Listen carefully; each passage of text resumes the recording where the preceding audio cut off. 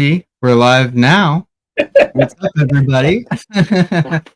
I'm not your usual host or the one controlling everything. I'm Max Flowers. This is CWS's Spilled Ink, the live drawing show, where I don't teach Brandon to draw this week, but instead get to hang out with some really cool creators. Brandon is at Heroes Con, and so I'm hanging out here with Nate Price and Ian Cinco talking about Night of the Chihuahuas and sketch covers and all sorts of cool stuff. And Austin Ackert's going to be joining us a little bit later. I know you guys already introduced yourselves, but if you would like to go ahead and reintroduce yourselves again now that we are live, that would be awesome. Hey, I'm Nate from Night of the Chihuahuas. Our publishing company is Pork Chop Express, which is a callback to Big Trouble in Little China, if you remember Kurt Russell's truck in that movie. But I'm a writer, and I don't know really what I do for Pork Chop other than work hard. So just trying to make some projects come to life and hang out with some cool people, which we're doing tonight. Cool. Yeah, my name is Ian Cinco. I'm an artist and filmmaker. I started self-publishing my art series, my art book series, Erotica. It's a 556-page art book, just collecting. This one collects like 4 years of sketchbooks. I have future volumes coming out that'll collect everything I've done since 2017 when I released that one, which I think is like double the amount. And this is my comic Neon Spring. It's about a driverless car that lobotomizes people and puts an artificial brain in their head. And this is issue 0. I'm currently working on the main story arc. This is just kind of perhaps out of continuity. And all of this is available on my website, iancinco.com.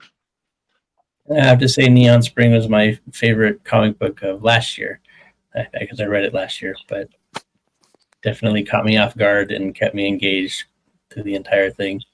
Thank you, Nate. That's awesome saying that. Awesome. Well, I've got my sketch cover taped up, so I already started sketching on it. I worked out on layouts a little bit ago, and now I'm just going for it. This is, I think, technically my first ever sketch cover that I'm doing. So, mine too. I'm with you. Oh hell yeah! Yeah. I have sketch covers that I'm selling for Bubbles, but I'm still waiting on books for those. So once I get them, I'll be tackling all those. But yeah, it's different sketching on a book. I have mine splayed in half to draw on so that I can maybe get a flatter surface. So we'll find out. That's not a bad idea. Yeah, I don't know actually how people do them. I think at cons people just go for it, but this isn't a con, so. I've seen a lot of people fasten down one side like you kind of have. Oh, okay, cool. Do you want to tell us where Night of the Chihuahuas started and where it is now? And Sure. I was in the film industry and I met David Kiddos after I was doing some movie reviews out here in Phoenix. I reviewed Night of the Chihuahuas, which wasn't the best, and it had a lot of heart. It was a film school project. He had about $1,000 and 3 untrained Chihuahuas, but there was heart in it. So after we did another project called Promise, we decided to try to make a graphic novel out of Night of the Chihuahuas because it's a feature-length film. And we tried to do a Kickstarter. Kickstarter was much different back in 2011. We failed horribly. And although we did have somebody putting some money in at the time, so we were able to get about 30 pages done out of roughly 100 plus. And so when we lost funding, we stopped and thought like, oh, this is over. But somebody mentioned like, why don't you just put it out in, singular floppies? So in 2021, we started to do that, and we finished end of last year. So we have the first story arc out, and we are looking forward to publishing Night of the Chihuahuas 2, Chihuahuas from Hell. This this storyline just gets more bizarre and awesome. It is meant to be like a 80s horror film, campy, fun, and yeah, we want to, we've got a base of fans that we've built up, and we're hoping to give them more of what they like. So yeah, that's kind of our quest right now. And how long has it been since Night of the Chihuahuas started? Just for reference, too. 2011 we started it, and then we took a 10-year break, and we yeah, we picked back up in 2021. Wow. So yeah, it's been a long road. We had to switch artists because we ran out of funding, or they had to move on to other projects, and a lot of learning. Coming into the comic art scene, kind of as newbies. So I got to meet a lot of fun, nice people, good people, and have fun along the way. So that's kind of what we're aiming for. Awesome. I mean, yeah, you've already been doing it for 10 plus years now then, I guess, right? Yeah, I guess you could look at it that way. Yeah. Which, even if it wasn't always what it is today, that's still pretty admirable to pursue something like that for that long. I don't know how you guys are, but I hate starting something and not finishing it, because there's just something about finishing. Even if you don't finish as strong as you want to, it's like crossing the finish line that counts. So Yeah, it I'm with kind you of on that. yeah, it kind of sucked to have to stop for so long, and felt really defeated. And we did finish, and we get a lot of positive praise from it. So from people, fans. So some people don't like it. That's okay. Who wouldn't like Night of the Chihuahuas? Come on. Well, it's funny because when we do our pitch, I don't know how you guys, when you're tabling, but when you try to engage with the people walking by, you have like 2 seconds. Yeah. They might stop and look for a second, but really they're just cruising by with the flow of traffic. And we say, we've got a horror comedy about killer chihuahuas, and almost every time people will laugh. A lot of people will stop, and some people will kind of smirk, but usually there's a response other than just kind of mugging us and keeping on going. So and how long have you been, because Ian, you worked in film too, so how long have you been doing like comics for? Because I know you do all sorts of stuff, so where does comics enter into what you do? So I've been doing comics my whole life. I was obsessed when I was a kid. I was so obsessed that like my whole life revolved around it. I worked, before I was allowed to legally work, I worked all kinds of like yard work jobs, and then I worked at the library, a public library. Then I simultaneously picked up a job at a restaurant, and all that same time I was working at not working. I was selling candy in high school, and that was all just to buy comics, and I was making comics like that I never published or showed anybody. They're I have them still. But and then the owner of the comic store that I went to all the time hired me because I was there so much. He was like, "Yo, you want to work here?" I was like, "Absolutely." So I was just like super in love with comics my whole life, and that's all I ever wanted to do. And I kind of got I don't know if sidetracked is the right word. There's like a long, complicated history of why I got away from it. Everything from like art school to getting obsessed with movies and wanting to be a filmmaker.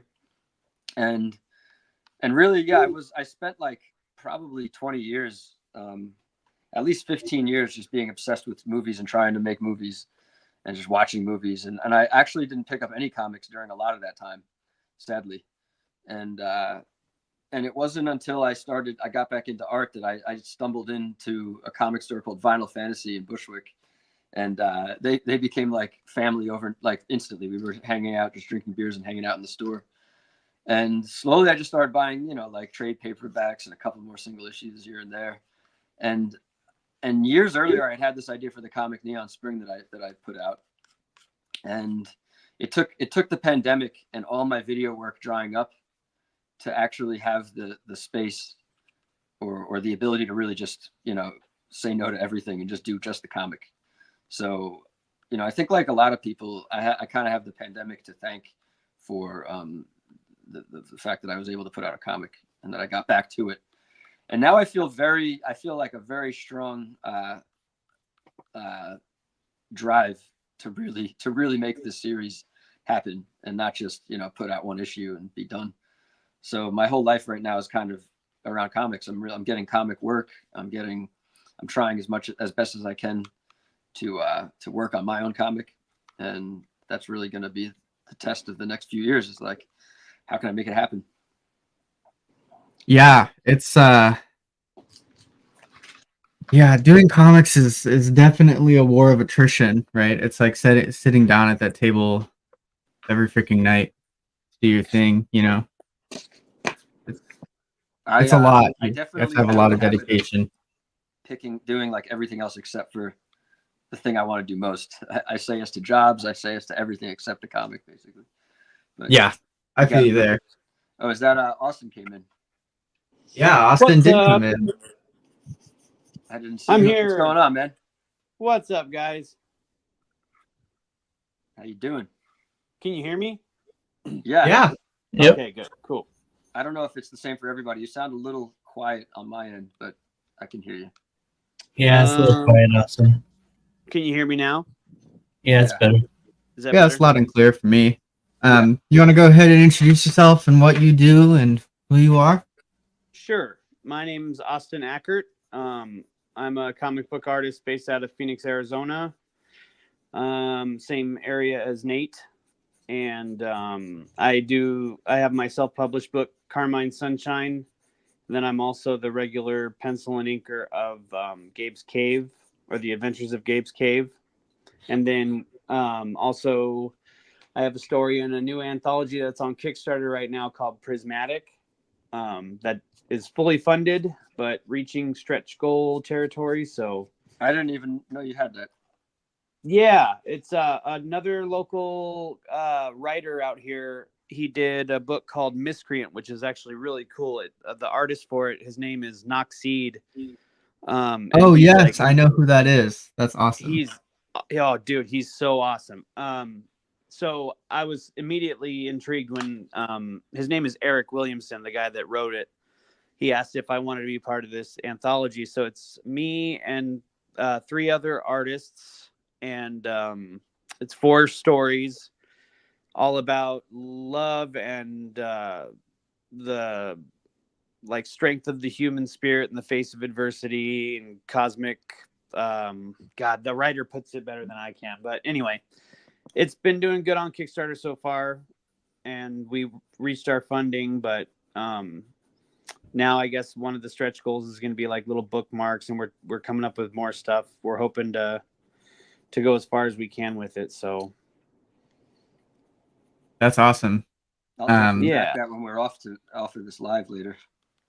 Yeah, and if you send the link or drop the link in chat, I can make sure to put it in the video description too. Cool. Yeah.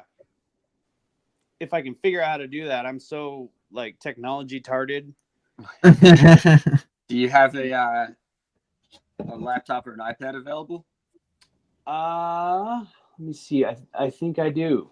I got the synopsis for Prismatic if you want me to read it. Sure, if you want to.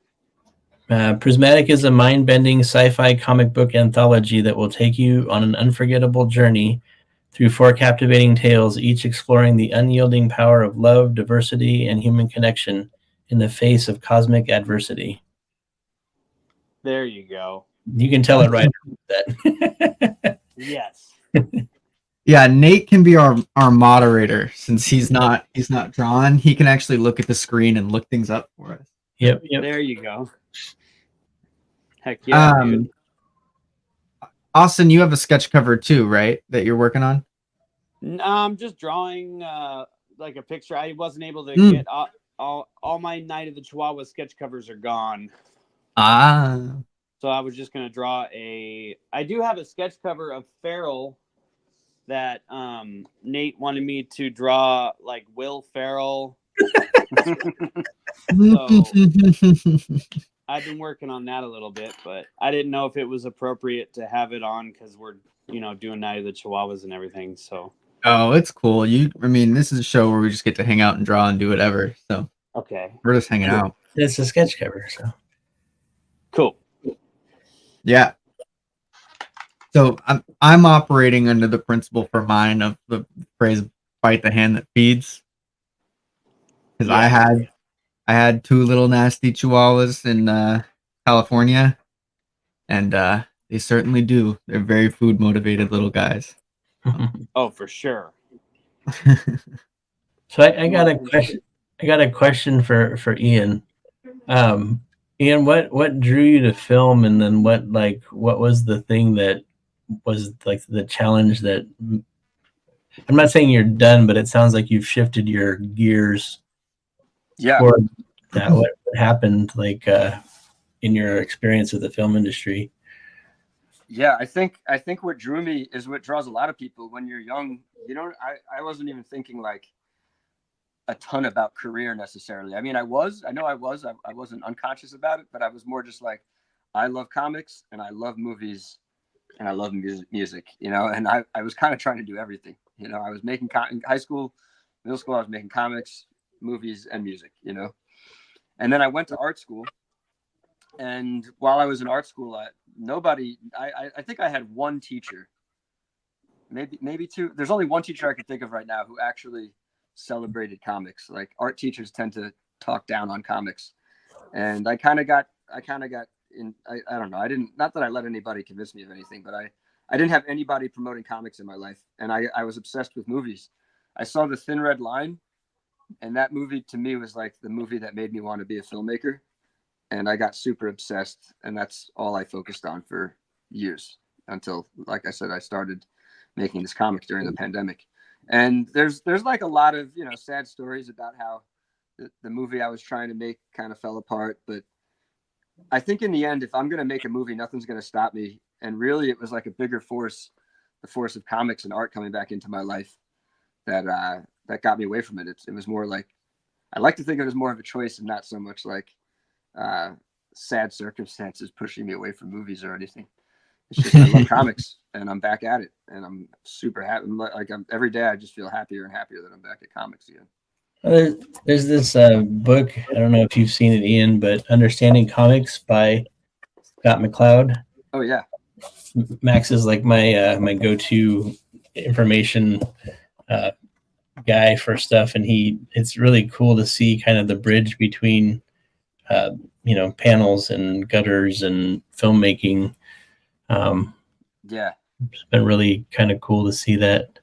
So I feel like they tie together pretty well. I mean, maybe that's kind of obvious, but no, I mean, like, comics are actually the reason that film, like all of the comic artists are the people who went to go work on film. You know what I mean?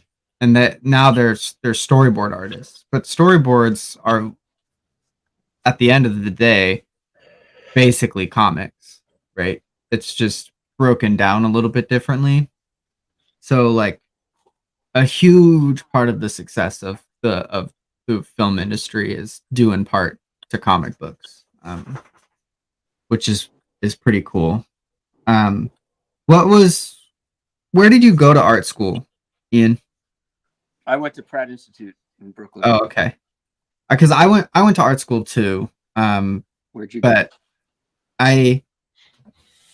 we probably had similar experiences in that. Like, I mean, I don't know for sure, but art school was like helpful for me in terms of like building up like discipline and learning like formal techniques. But past that, it really was not useful. And luckily I had one art teacher who like did comics, and he was this like weird older French guy who was making comics when he was a kid in France and like convinced an offset printer to like let him use the offset printer to print his comic books and distribute them when he was like not even a teenager. And so like I learned a ton from him, and I partially like attribute my addiction to comic books to him. So I mean, what do you think you got out of like art school, and what did you get outside of art school? I mean, when I was there, I trained really hard. So I trained. I feel like my main memories of training how to draw much faster than I ever had before, and drawing all the time. And I did actually storyboard an animated movie that I probably will never make. I did it with a friend, and why say never? You never know. But we spent a long time storyboarding this, and even like doing some slight animation on it. And I actually hung out with a lot of film majors and just helped them make movies. I was like, I missed, being in high school. We would always just borrow someone's camcorder, like some dad's camcorder or something, and make movies, editing in camera. So I was just hanging out with film students all the time. And so what I got out of it, I would say, is primarily like best friends, people that I work with even to this day. And I certainly trained. I can't deny that, like, I learned how to become how to hone my skills and use them more effectively, maybe. But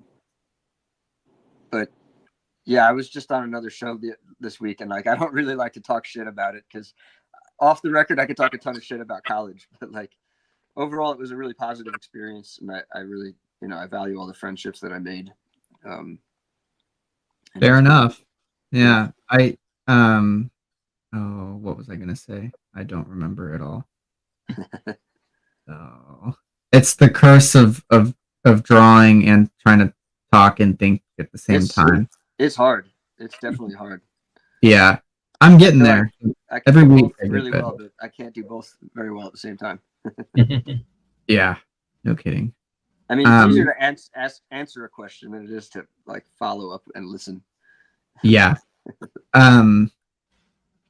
Oh, I remember. So I know you paint. You paint traditionally or digitally? I do both. I love painting and drawing on paper and canvas, and having physical art. And I'll always do that. I'll just never. There'll never be a day where I'm like, oh, I'm just doing digital. But I do digital also. I've made plenty of pieces purely digital, and mixing. I definitely color my comics digitally and touch things up. I color mine digitally too. Yeah, it's like excellent to touch things up in color, I think. Yeah, I've been trying to get into painting a little bit more. I'm mostly just doing my research now. I mean, I painted a little bit in school, but I never really liked it because it was always, fruits or still lifes or landscapes or whatever. Yeah, still life can be a drag. Yeah, now painting whatever I want to paint is a lot more fun, for sure. Hell yeah. Yeah. You ever messed around with painting, Austin? Or not so much? You just like to draw? No, yeah, definitely. I got into oil painting a few years ago, and I really liked it, and I was doing really good at it. But I didn't really have a studio.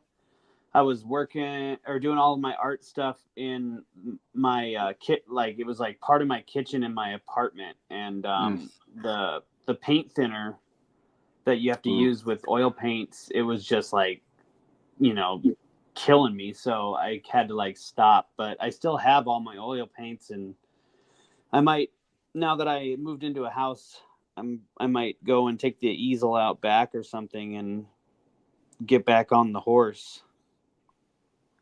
Yeah, outside, man. Be careful. I know. That's actually the only way I oil paint these days, because I don't have a proper studio either, and it's just like, yeah, it's so dangerous to do that inside. It's not a good idea. Yeah. They make thinner that's not so toxic. Yeah.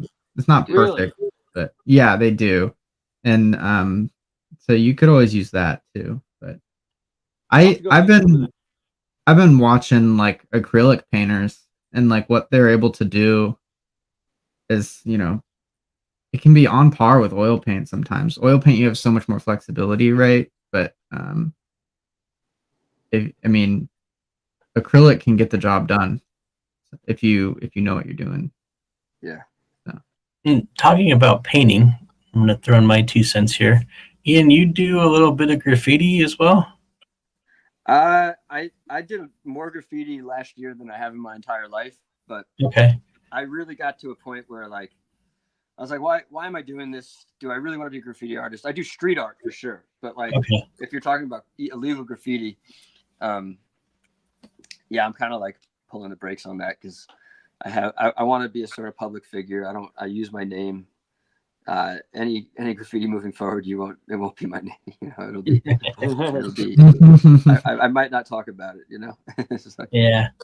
But yeah, I'm like, you know, in New York, it's like post pandemic, I got super plugged into the New York art scene and like hanging out with all the artists in the New York art scene, and it's super seductive. I went to Miami Basel for the first time at the end of I think 2022. And that was what really got me doing graffiti. I was just like, it unleashed the urge to do illegal stuff inside. Rush, right? What do you say? There's like a rush to it. Exactly. Yeah. It's like the first time you do it, it's the first time I really started doing it. I was like, oh no, I know what's happening right now. I'm addicted. Like I've only done it once. But yeah, it was awesome. I used to do it quite a bit when I was younger, and Yeah. I still, we live out here in Phoenix, and we have an old shed in our back, and I paint on the back side of the shed so it doesn't face the house. But it's probably 15 foot wide by 8 to 10 foot tall, so it's a fun little thing. And my kids come out there and they mess around, but yeah, I still have friends that are really deeply involved in the West Coast graffiti scene. It's kind of cool, but it's also at the same time, it's like, like some of them have families. I'm like, you guys sure you want to do that? Yeah. I met a mother recently at a show I was in. She was like leaving. I was like, oh, what are you up to? And she's like, oh, I'm taking my son out wheat pasting. And her and her son went out and were wheat pasting together. Wow. I meet all kinds of artists who are parents, and it shows you that there's such a diverse range of ways to raise kids in this world. It doesn't have to happen one way.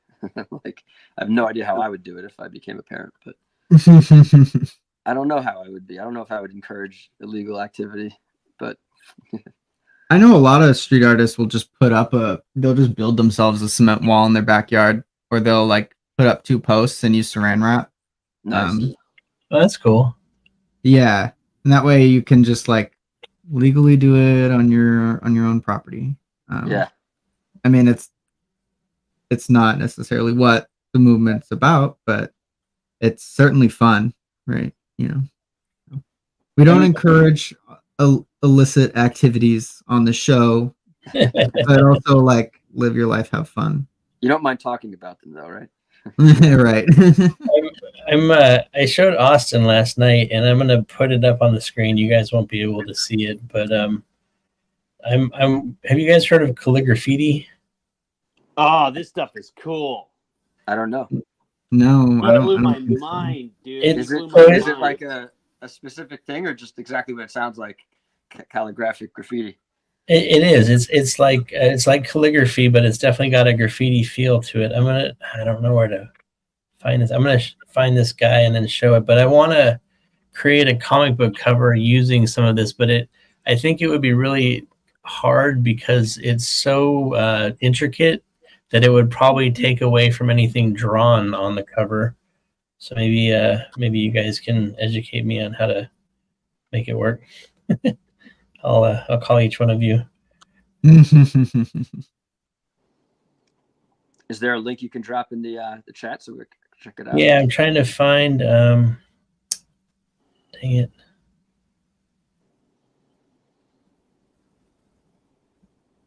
Oh, I found this guy, and it's funny because my friends that do graffiti follow.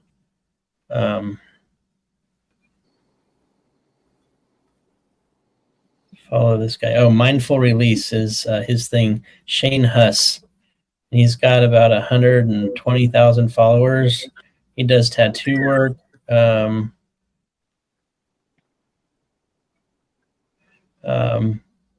I guess they work with a lot of different things. Like he'll do pretty much any kind of work, but they do huge murals, tattoos. I'm gonna try to find a good picture.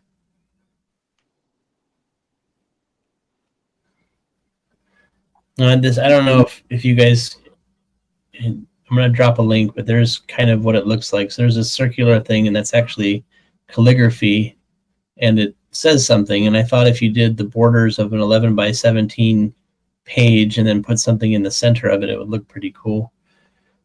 Yeah, it's like Yeah, that's awesome.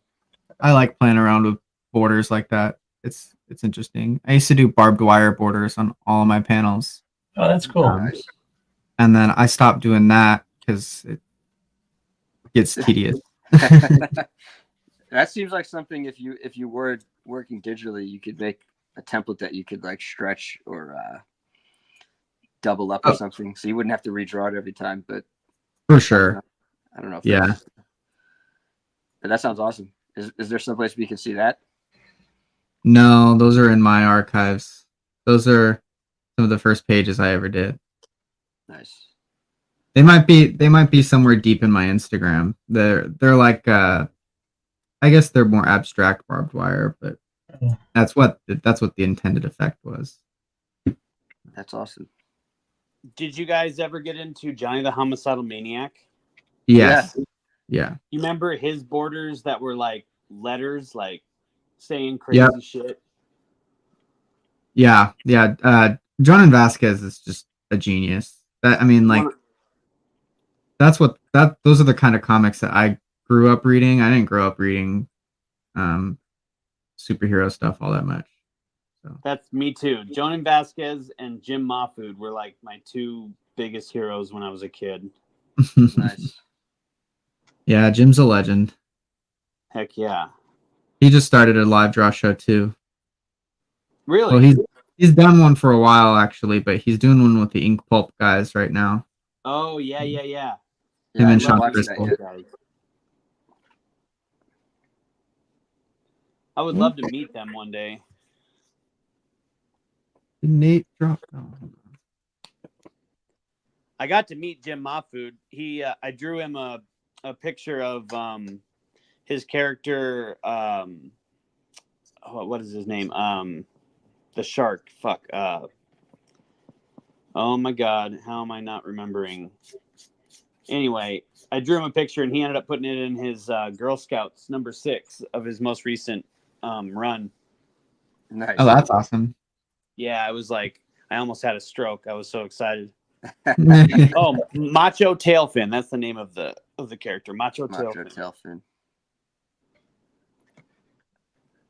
I just popped it into the private chat because I can't log into the other one.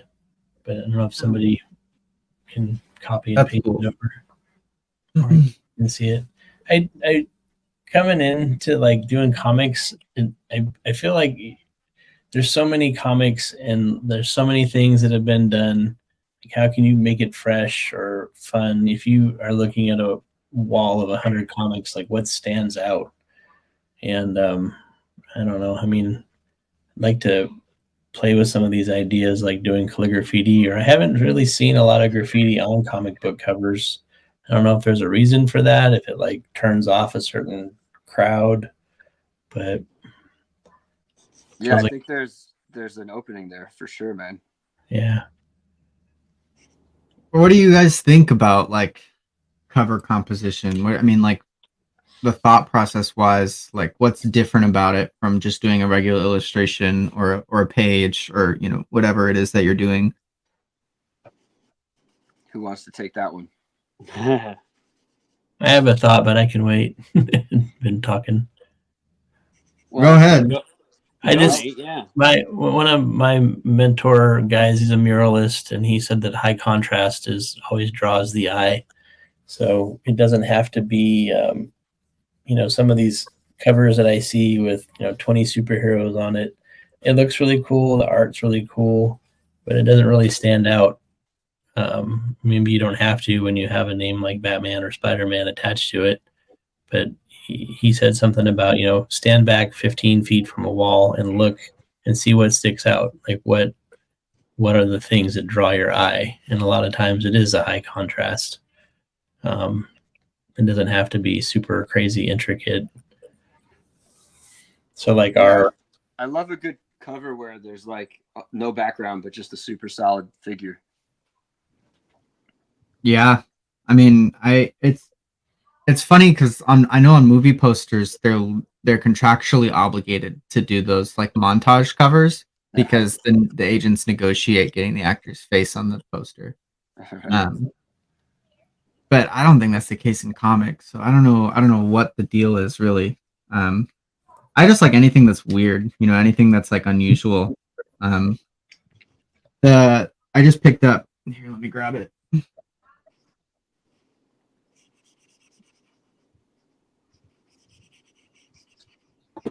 I picked up this Vertigo Quarterly cover, Vertigo Quarterly book, but this is literally the cover. This is all that it is. The back is an ad, but that's the cover. So it's like you have no clue what you're getting into. I'm so ignorant. What is that? Is Vertigo back? No, this is old. This was a back issue that I dug for and found. Okay. Yeah. What's in there? What is that? It's for a while they were doing quarterly anthologies, and it was like 5 little short stories from Vertigo artists, and they themed it after CMYK, traditional print colors. So everything in that book is relatively themed around the color. And I guess there's 3 more that I don't have that I now have to go find. That's badass. Yeah. When I obviously I just thought that Vertigo was back. That just got me super excited. Dude, I wish Black Label could never be Vertigo, I haven't read any of those, but I've been, watching various videos of people reviewing that stuff. It looks pretty cool though. Yeah, there are some good Black Label books, but I think the label itself, I don't think it's going to live up to the name of Vertigo. Vertigo is just something different and special. Yeah. What do you think? Oh, go ahead. Oh, I was going to say that Daniel Warren Johnson Wonder Woman Dead Earth was awesome. Yeah, true. I mean, everything he does is awesome. Right? Yeah. Good point. Yeah, I haven't read any of the Transformers yet. I'm just waiting for trades, but I got everything else. He's phenomenal. At I was lucky enough to be at San Diego last year when Transformers was like first coming out, and nice. I picked up the Ash Can at San Diego, which is a really cool book. Oh, dude, that's awesome. Yeah, I'm gonna see if I can find it real quick.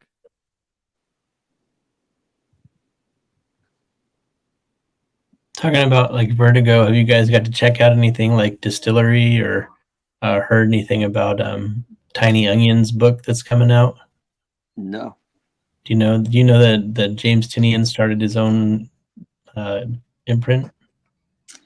I probably have been seeing it on Instagram, but not registering it. It's the somebody posted. Well, I think one of the writers posted about the anthology that James Tinian's company is putting out, and it sounds bizarre. It sounds awesome and bizarre at the same time. Like some meme comes into New York City and like takes over everyone's mind. It's like a meme? Yeah. What? Yeah. There's 3 stories. I wish I could pull it up easily, but I was really interested, and I looked up Tiny Onion. Is James Tinian's production. Yeah. And I've heard of both Distillery and Tiny Onion. I haven't had the chance to read anything yet, though. There was one story in the anthology of Distillery that really it made my skin crawl. It was called The White Boat. Yeah, I mean, a lot of stories I can read, and I'm like, okay, but it was kind of like this. I don't know. It was a bit creepy. But If you want James Tinian really creepy, you have to pick up Razor Blades. okay. It was a horror magazine done by James Tinian and Steve Fox, and it got collected into a year one book. That thing is just a masterclass in horror, and it like wasn't really like widely distributed. Razor Blades. Yeah, Razor Blades horror magazine. It's really good. Here's that Transformers ash can, which like the cover is just like that's a great cover. But the inside is just his inks, no letters, no nothing. That's awesome. Wow.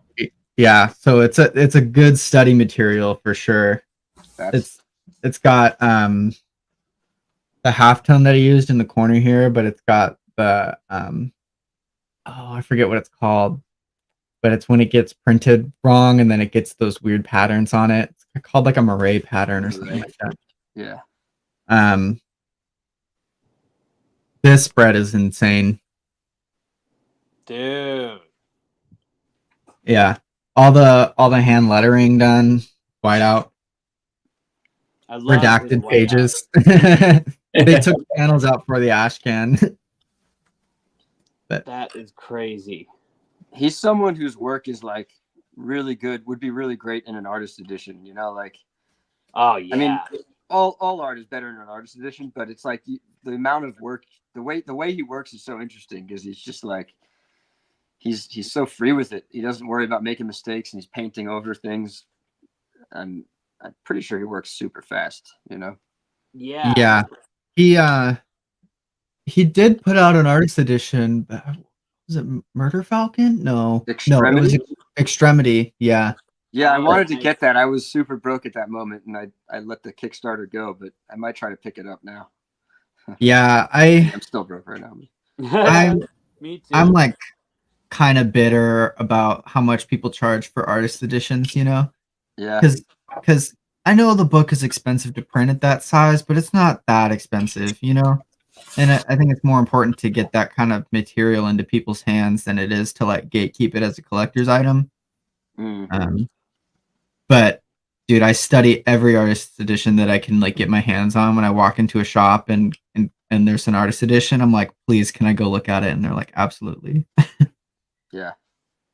I looked at a Dark Knight Returns one, a Frank Miller Dark Knight Returns artist edition. Yeah. That thing was insane. That's on the top of my list right now. Yeah. Yeah, I really want to get that one. Yeah, I'm he's doing another one who you watch, like of all the artists out there, he's one who's got such an exceptional process, and obviously one of the most influential comics and processes of all time.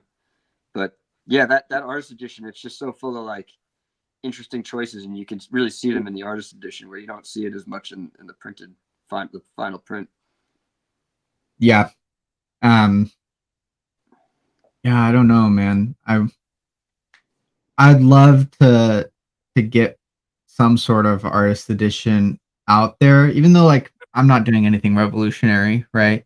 At least not yet. But like I'd love to do a handcrafted artist edition that I sell that's like actually like stitch binded together by me and printed large format, and it's all like just original page scans and stuff.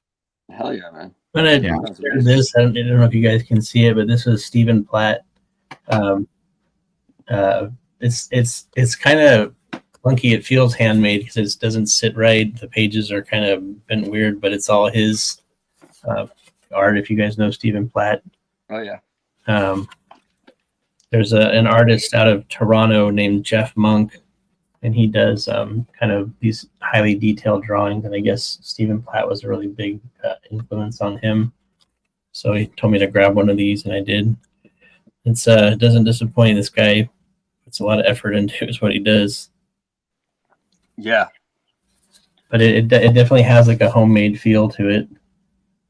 It's even got ink on the back where it looks like he drug his hand across it. That's fun. from his signature. His work is just so freaking strong. He's one of those artists that I look at and I'm like, just like, how do you get like that? It's so amazing. But he's also notorious for being like when the image guys were falling behind, he was falling way behind, right? That's one of the things he's known for. I think I also heard that I think it was Rob Liefeld just in an interview saying that he paid him $40,000 for an issue, I guess of Prophet. I don't remember which comic, but Stephen Platt got $40K for one issue. Wow. In peak Image 90s times. God, I wish I was around back then. Or I wish I was around back then. It's so insane. It's so awesome. One thing I could ask you guys is, is speed versus quality. Is because I'm fairly new, and I see some artists and they take quite a while to draw. They're good, and it seems like they're invested in making a highly detailed thing, but it takes them so long. And like, is it worth it really to the person as an artist, or is it you have something and you got to bust it out and you do 80% of your best work or something, but you get it done. I don't know. Does that make sense? Yeah. It's a balancing act for sure. That's my goal, is to get faster, but it's tricky because you want the page to be good too, right? So I think when you're starting out, a lot of people it's better to focus on speed than it is perfection, just so you can get your chops up and do a bunch of pages and learn faster. And then I know a lot of the older guys now, they just take their time doing their own series and get to spend time on the quality of their pages and making things look how they want them to. So I don't know, but it's hard either way. There's that one book or company called Bad Idea. Is it Bad Idea? Yeah. And there's one book that they did, and the guys, like, each panel looks like a cover. It's so detailed and crazy. But how much time did he spend on that? Does it really equal the value of what people are seeing? Yeah, it looks cool, but you look at it for, maybe with those panels 5 seconds, but is it really worth the time and effort you put into creating something that detailed? I don't know. I think it's like a super personal question. Like, obviously Jeff Darrow would say yes, right? Like, it's worth my time to do that. And I'm glad he does. And I like, when I'm reading a Jeff Darrow comic, like all comics, I'll read them fast. I'll read them at like the pace that I think the story should be experienced. And then, then I'll go back and I'll just stare at the art, So it's like two separate experiences for me, essentially. But I do think it's a personal thing. It's like it's not worth it for everybody, for sure. And especially if you're a young artist, it is more about learning how to understand space and form and how to compose things and design. And if you're getting too hung up on details, you're probably not learning how to draw properly, and you're probably developing some bad habits. I know that's my story. That's sort of like my artist journey. I think I developed like a lot of bad habits with detail. But in the last few years, as I'm becoming an artist, re-emerging as a visual artist, I'm essentially learning how to draw again in a way that I wish I did when I was much younger. But yeah, I agree with what Max said. It's like, I think I'm just saying that it's mostly a personal choice, but I think young artists should learn how to.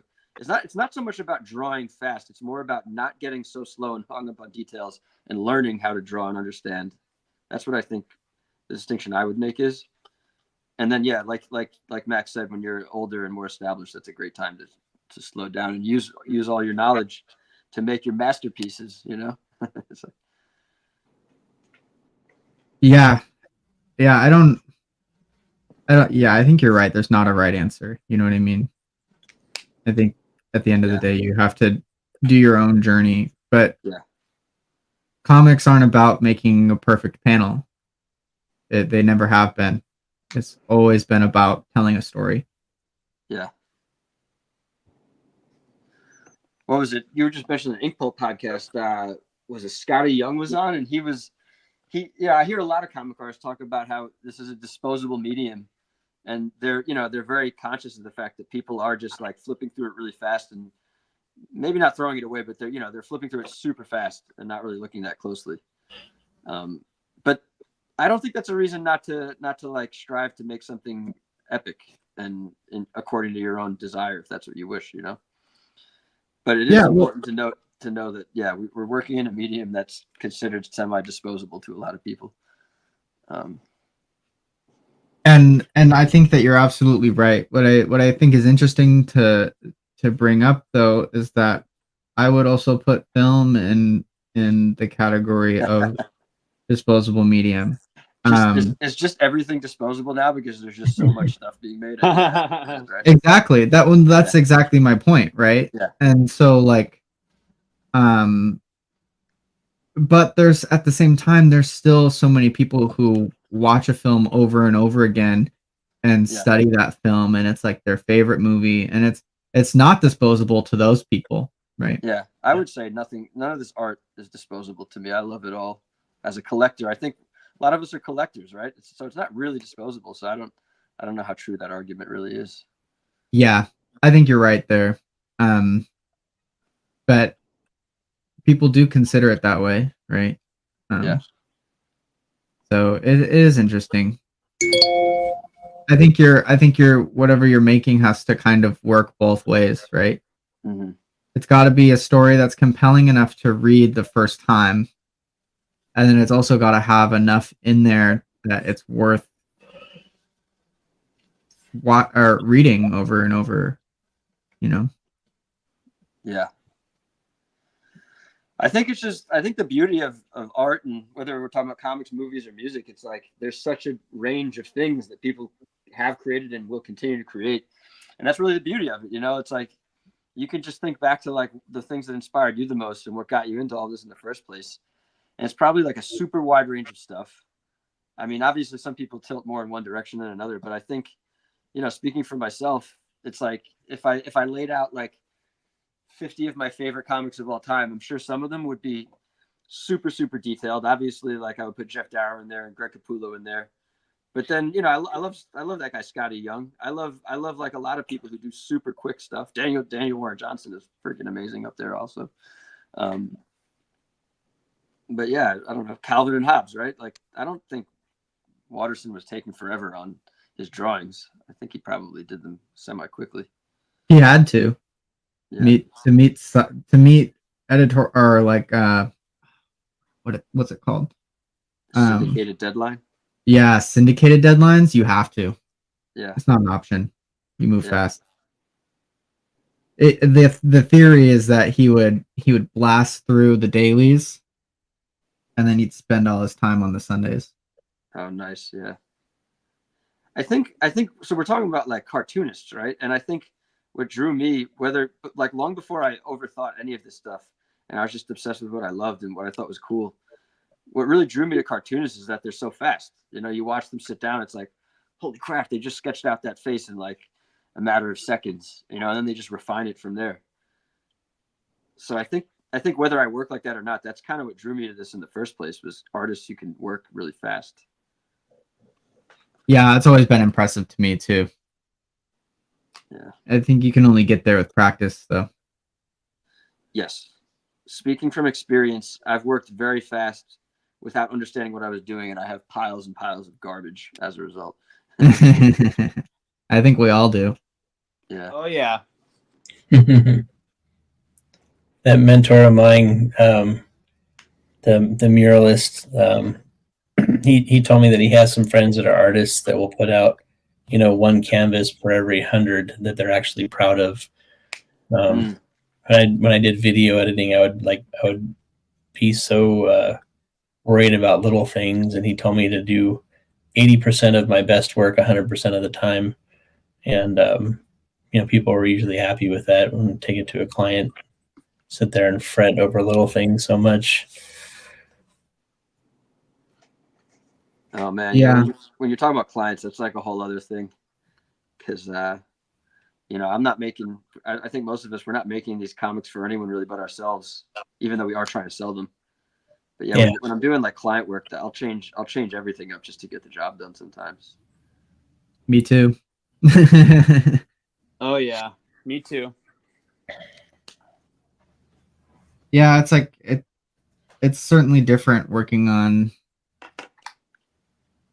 what's like, what you want to work on privately versus doing stuff for hire. It's always a balancing act, and it's always been like it makes a lot of artists like really freaking depressed to work on other people's stuff, and then other people thrive on it and love it.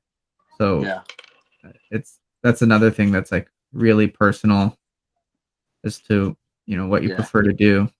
Um, it's what made Jeffrey Catherine Jones basically quit doing comics for a long time, was who'd you working say? on other Jeffrey Catherine Jones, Jeff Jones. Oh, okay. Um, they quit because they were tired of working on other people's stuff, and then Yeah. eventually they came back and just did their own stuff. So I don't know. Yeah, I find that like I've been in different places in life, and that really affects like how I handle the jobs, if I want to do them or not. I can say like right now in this moment, I have a lot of really cool jobs and I'm happy to be doing them, but that's not always the case. And sometimes I get really stressed out and I hate them all and I wish I didn't have any work. And then other times I'm like, can I please get some work? Because I'm fucking dying over here. I think I'm always living in both worlds. Yeah. It's like, I'm always wanting to go to my own project, always. or drawing a project that I'm happy with. Yeah. And there's always something that somebody needs that's in the way. Yeah. But that's the nature of the beast, right? I mean, I can second that. That's for sure. Because yeah, at the end of the day, like I really do just want to be doing my comic. I just want to be working on that all the time. Yeah, but it's good to work on other stuff too. You learn a lot, and Yeah, I was gonna follow up with that. You take something away from every job you do. for sure. And I feel Also, like just staying you limber. level up too. Yeah. Well, like so I'm doing Family Man, which I love Family Man, so this doesn't really fall into that camp, but which is it's Nate's story. But he had a vision for the book, and I said, I don't want to do it that way. What if we do the entire thing in a 16 panel grid? And he's like, what's that? And so I walk him through what a 16 panel grid is, and he says, okay.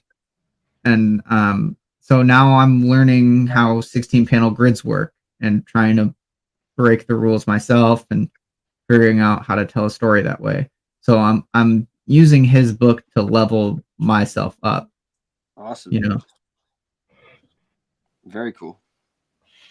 It is really cool, and working with Max has been like a blessing because I'm learning a lot. He sends me with like homework assignments. That's the this, move. watch Nobody that. ever taught me that move. You send the client homework assignments. Keep them busy. I mean I'm open to it. Like I came from film, and like comics for me, film was hard because of egos and deadlines and the amount of stress, and it was hard to enjoy it. And I thought like, well, I'm going to go to comic books. There won't be any egos, and which is not true. And but it is a different area. So to like kind of come into the arena and have to learn, and it's really cool when you meet people that are willing to take the time to like explain things, show you. So I'm really trying to be open, because there's all I'm going to do is I think become a better storyteller, as a writer from all this. So yeah, my favorite part of this understanding comics part was Blood in the Gutters, and explaining how like the between panel to panel how the things work. It's just really cool. I'm probably gonna have to read this book multiple times, but yeah, it's just fun to learn. So Yeah, I'm such a fiend for like the academic side of comics, right? It's like, what does the medium mean? How has it been viewed in the past? How does it actually function and work? Um, and so I just try and soak everything that I can up and take from everybody because everybody's got their own value, you know. 100%.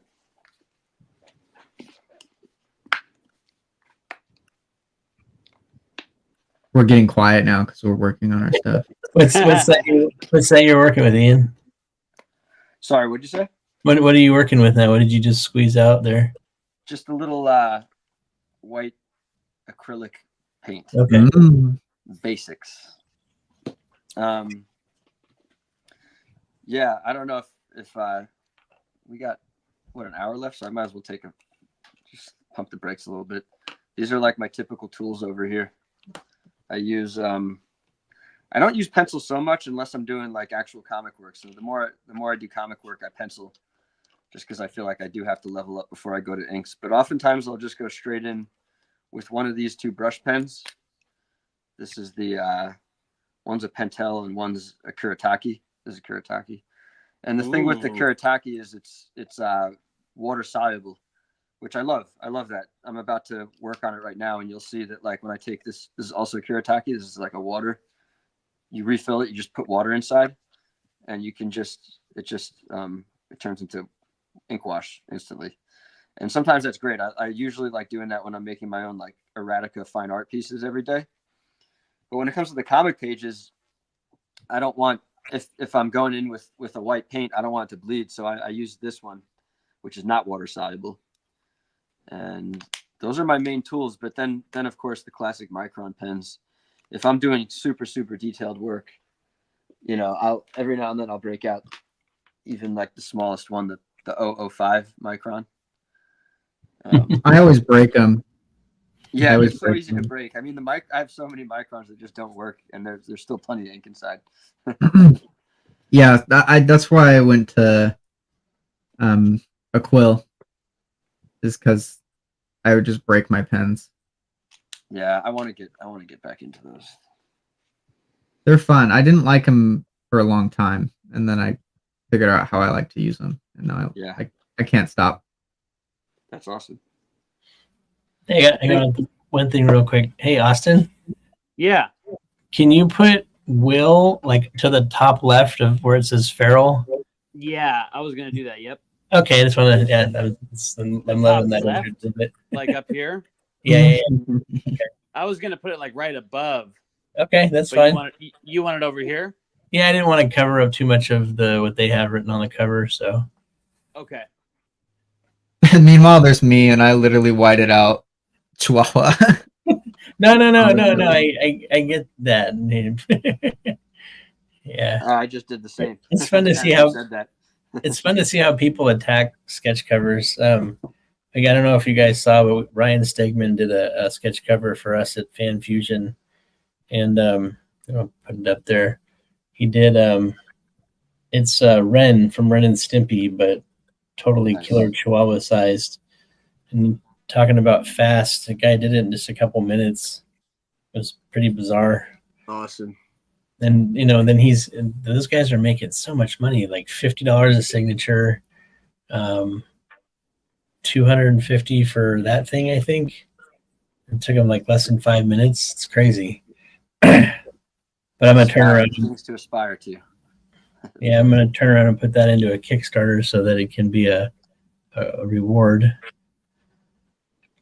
They charged $250 because they can do it so fast. Yeah. I asked him if he would do a cover, and he said just use that one. I was like, all right. That's so funny. I don't know if Marvel's going to come after me, but nah. I guess he's licensed. He can only do work for Marvel. I get it. I get that people need stability in this life, but it's so weird to me to be exclusive to a company like that. Me too. I don't fully understand it. I mean, you know what though? Like, we're also like indie creators, right? It's Yeah, we started that way, so our goal was never really to like do that. Our goal was always to tell our own stories. true. Versus like in the past, like you could be as happy as can be working for Marvel. So like that's their dream is to work on whatever Marvel or DC book that they want to. Yeah. So I get it, kind of, you know. Yeah, I totally get the need for it. And like you said, if you're not trying to make your own thing, then that's kind of like a dream come true probably for a lot of people. I don't, and this is, forgive me for my ignorance, but these people that draw Venom over and over and over again, it's like, don't you want to do something fresh and fun and, you know, put your take on something different? I mean, I know it pays the bills, but it's like, I don't know. I feel like Killer Chihuahuas is like a fun thing, you know. Yeah. Our other project, Killer Hair, you know, a woman whose hair is possessed and starts killing people, can have fun with that. Although it does sound like Medusa from, what's that, from X-Men? I don't know, but I don't know. I guess when you go to the cons, that's what people are buying, right? They want to see their favorite character or have you draw their favorite character. Yeah. Yeah, I don't really care about the mainstream superheroes at all right now. There's not a single part of me that wants to read anything. But the art, there's so many of the top artists are doing it, so I'll still buy the books just to look at the art, and the art's phenomenal. So I'll always have that mentality. But yeah, I don't know. I'm looking for work, so I'd be, if I could get a job like that, I would be happy. But it's not the top dream, and I totally second that. Like I don't understand why people just want to rehash the same characters over and over and over again. It feels a little insane to me sometimes that we're just doing the same, experiencing the same characters doing it over and over again. That's so true. Especially when they did away with all the continuity at Marvel, it's like they lost me. It's like I don't know where I am anymore. Not that a lot of dope stuff didn't happen as a result, but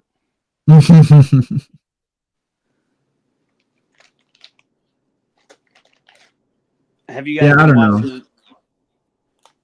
Have you Oh, guys go seen ahead. any of the? Have you guys seen any of the recent Marvel movies or anything? No, I haven't like even which seen. ones? I don't think I have actually. I think I'm behind. What's happening? What's out? Oh, I don't even know. I'm actually behind too, so I was wondering Yeah. if you guys had seen I any. think the only thing coming out this year is that Deadpool and Wolverine.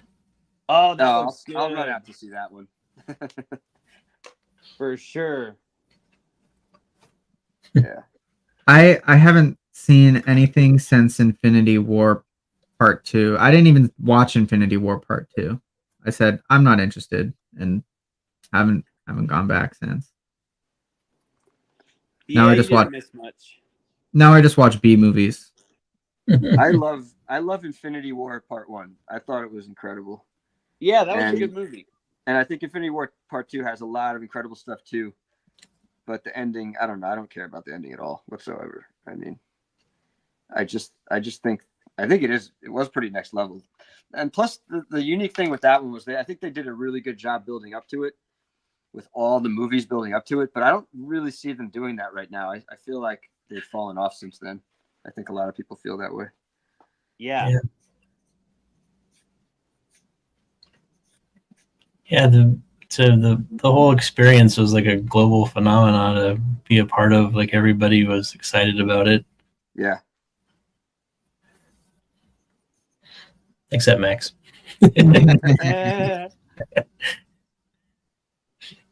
Good for you. Somebody's got to go against the grain, man. I don't know the last I don't know. I'm sure there have been some, but I don't know the last movie that's come out that I like. I've got to see that. I'm sure there's something though. Here's the comic book that I'm the most proud of, I think. Super Josh. It was made by a 10-year-old. He stapled all the pages together, has a storyline that makes sense, but he charged me $10 for it. Hey, You just bought it from him? Yeah, he came to a show and he had a handful of his own homemade books. That's rad. And his name is Liam Collins, and maybe we'll see him one day. Super Josh versus Rachnis and Mecha Mole. And yeah, this is cool. I mean, totally homemade, hand done. But he was a salesman. good. You gotta be. Yep. I happily paid him. So I'm always inspired when I see super young people doing things. It's awesome. It's not Just so easy. weird. Yeah.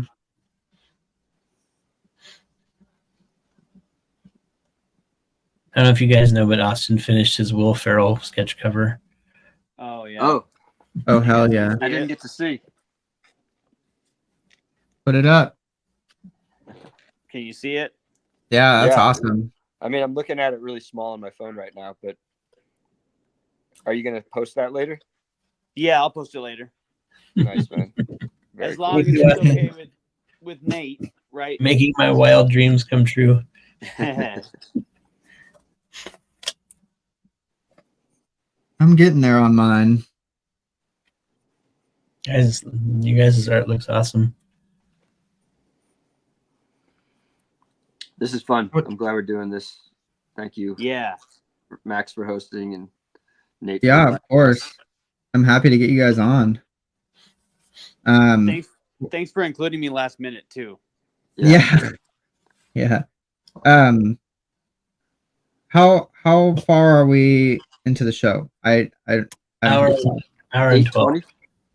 All right. We still got time.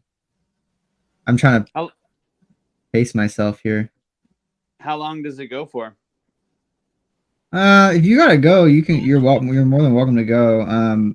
Usually we try and aim for 2 hours. If it runs longer, if it goes shorter, that's totally fine. Oh yeah, I can totally stick around. Yeah, I'm sticking around. I can stick around past 9. Yeah, I'm finishing the piece. I don't. At the end of the day, that's what I'm doing. That's how long it's. Damn. I think we're both making good progress. I don't know how far you intend to go with your detail, but it looks pretty sick already. Thank you. Yeah, I'm gonna have to work blacks. I don't think I'm gonna add color. Maybe I'll add color later. But I'm also gonna do the halftone, which I'm still deciding how I want to do. But I want to put some halftone on here for sure. I got a question for you guys. How do you view coloring your own stuff? Or, I mean, to me, like you guys, the three of you are totally unique and awesome in your own ways. I feel like I get to hang out with rock stars tonight. But you guys' approach is like different and unique and awesome. How do you approach coloring?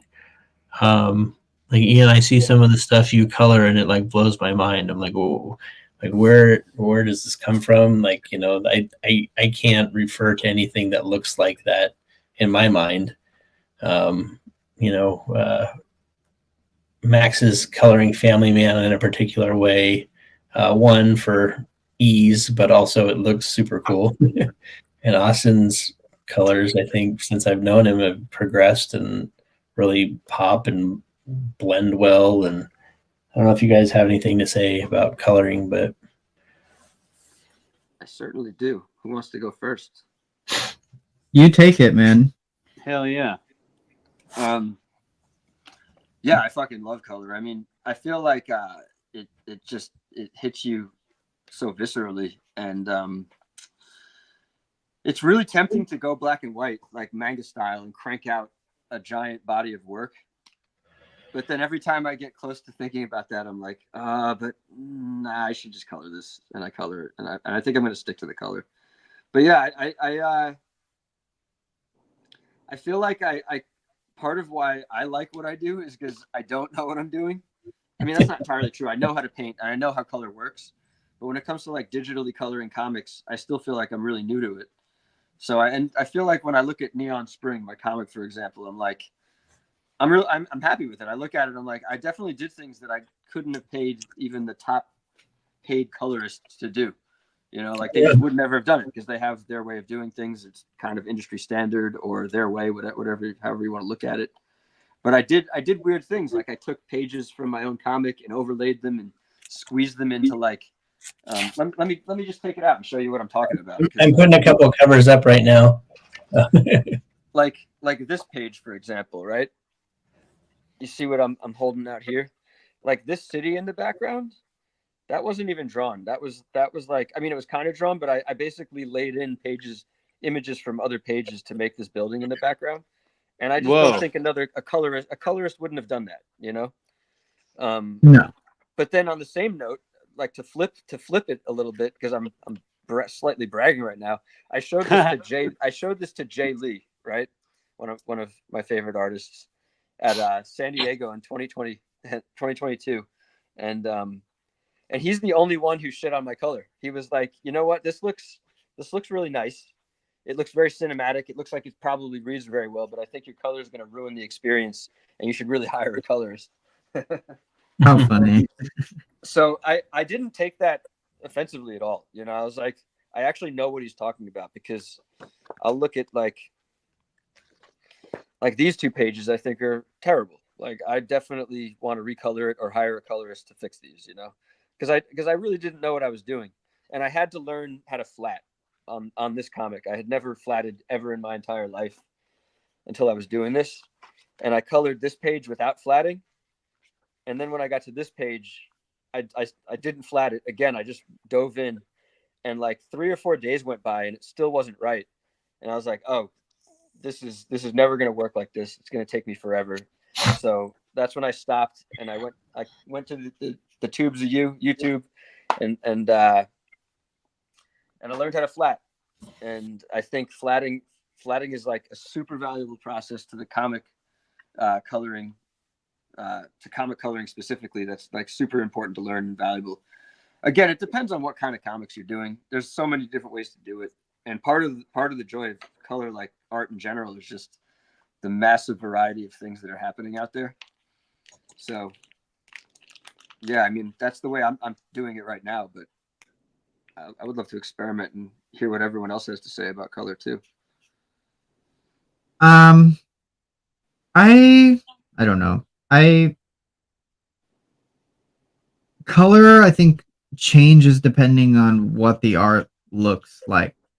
And I tend to change up kind of like my style a lot between books. Nice. Depending on what the story needs, right? Like that. So for like Bubbles, I did pure CMYK with some halftones. And the idea behind it was that those are the purest, most neon colors you can get out of a printer, a standard printer at least. And I wanted it to be a neon, uncomfortable experience for the reader, right? So that's worrying about like color psychology more so than anything. But that's not always like how I color. For a lot of stuff, it's just like what would make the scene look cool, or what would what would put out the right emotion. I always use a lot of heavy textures if I'm doing stuff like that, because I hate the like flat airbrush look. I think that it's outdated and we can do much cooler things than that, you know? Here, I'm gonna pop up Bubbles and open it up. Oh, thank you. Which quick plug is available on lesserknowncomics.com right now. There's that cover, 2 amazing covers by Life on Saturn and Nicole Gu. Ooh, Nicole Gu? Yeah, I got her to do that it today. She's really awesome.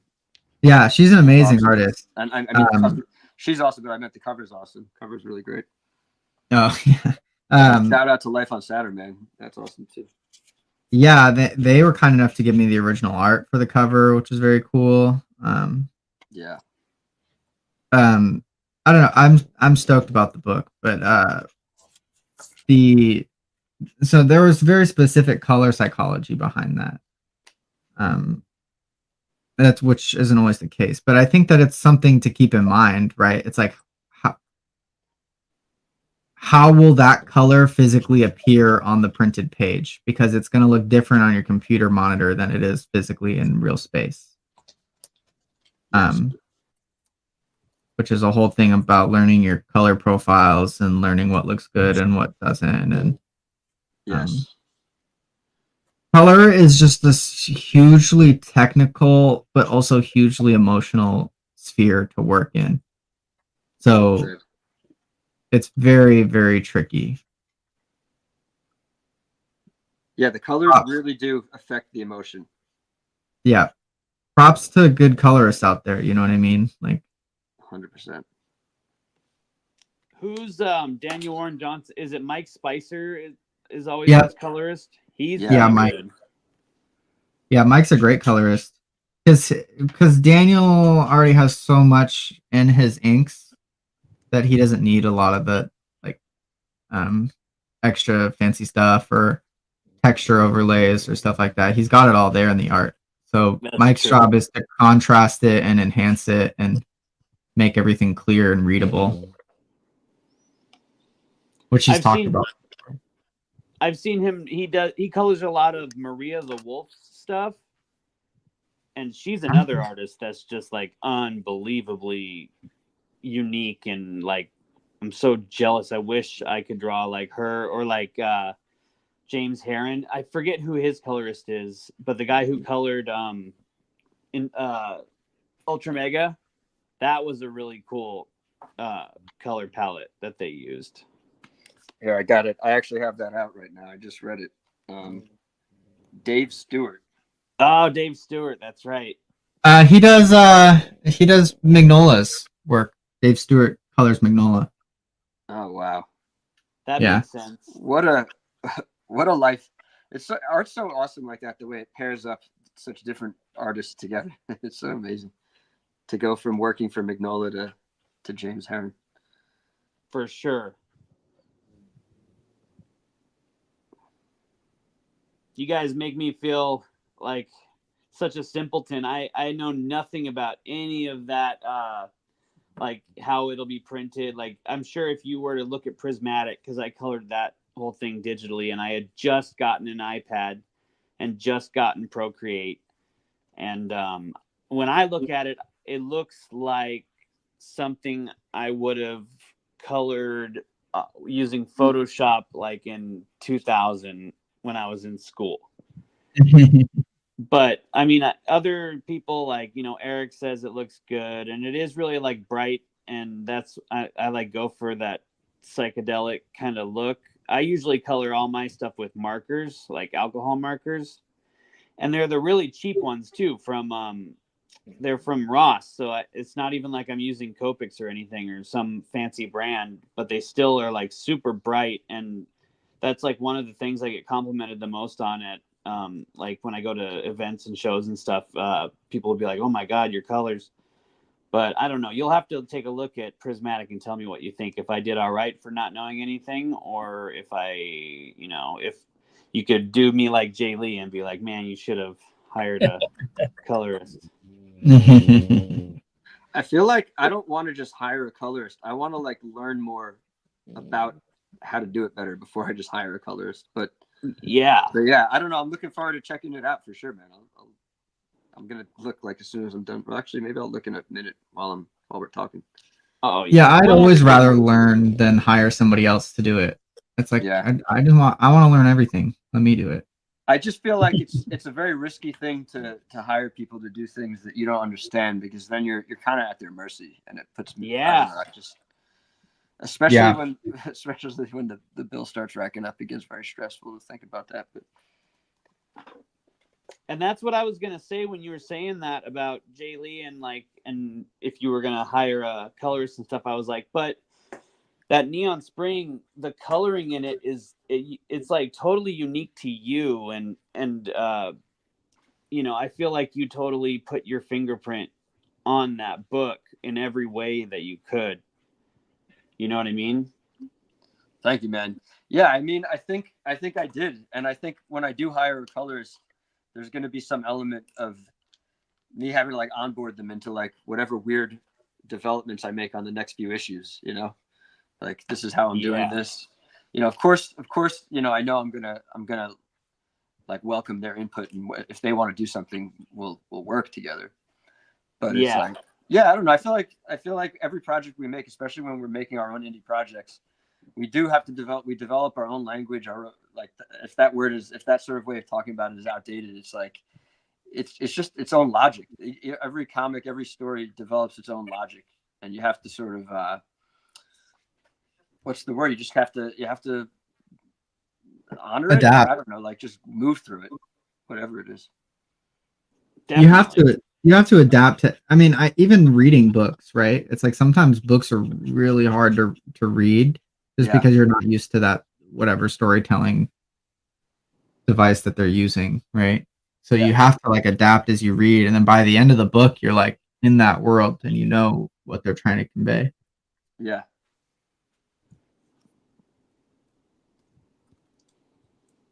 My book Carmine Sunshine,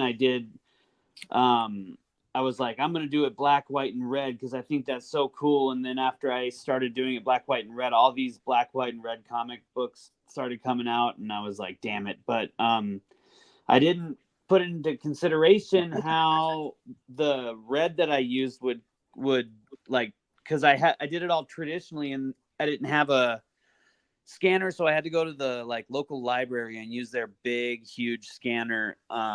And it scanned all the pages, but then when it somehow between that and going to the printer, like a lot of the red ends up looking like some weird like fuchsia, or like it's not the like rich blood red that I used. And now looking at that book, even though I spent so much time on it and I'm proud of it and everything, all I see are like tons of mistakes. I don't know. What do you guys do? Do you continue to like go after like trying to make those kind of projects into something, or do you kind of just throw them away and just continue on and just make better stuff? I think it depends on how much you want that series to work. If you really love that story, you should keep telling that story, right? Yeah. Which, by the way, the reason that your red didn't come out well is because reds are notoriously hard to print with the CMYK palette. But yeah, like I've certainly had books that I've worked on that I was like, this is going nowhere, and I trashed it. And then I've also had this story that I'm going to be working on that I've had in my head for plenty of years now, and have tried multiple iterations of, and it just hasn't felt right. But I'm still working on it, and I'm gonna put it out. It's not a question of if, but when, because I know that this is a story that I need to tell. So it really depends on your level of involvement and commitment to that specific story, I think. That makes sense. And I could have messed it up when I was trying to help with the blue lines. Oh no, you didn't at all. It was already messed up long before it ever came into your hands for blue lines. Yeah. I'm trying you can get like the first few pages of Carmine Sunshine in the trash can issue 5. I have all these here. This is amazing. Yeah. Yeah, I just got these yesterday. Ta-da! Trash can number 5. Whatever. I don't even have mine yet. I know. I don't either. I was lucky enough that Nate brought me some when he brought me a really awesome Night of the Chihuahuas t-shirt yesterday at a drink and draw I was at. I'll get mine soon enough. I'll be right back. I'm gonna let this ink dry and figure out what the heck I'm doing next.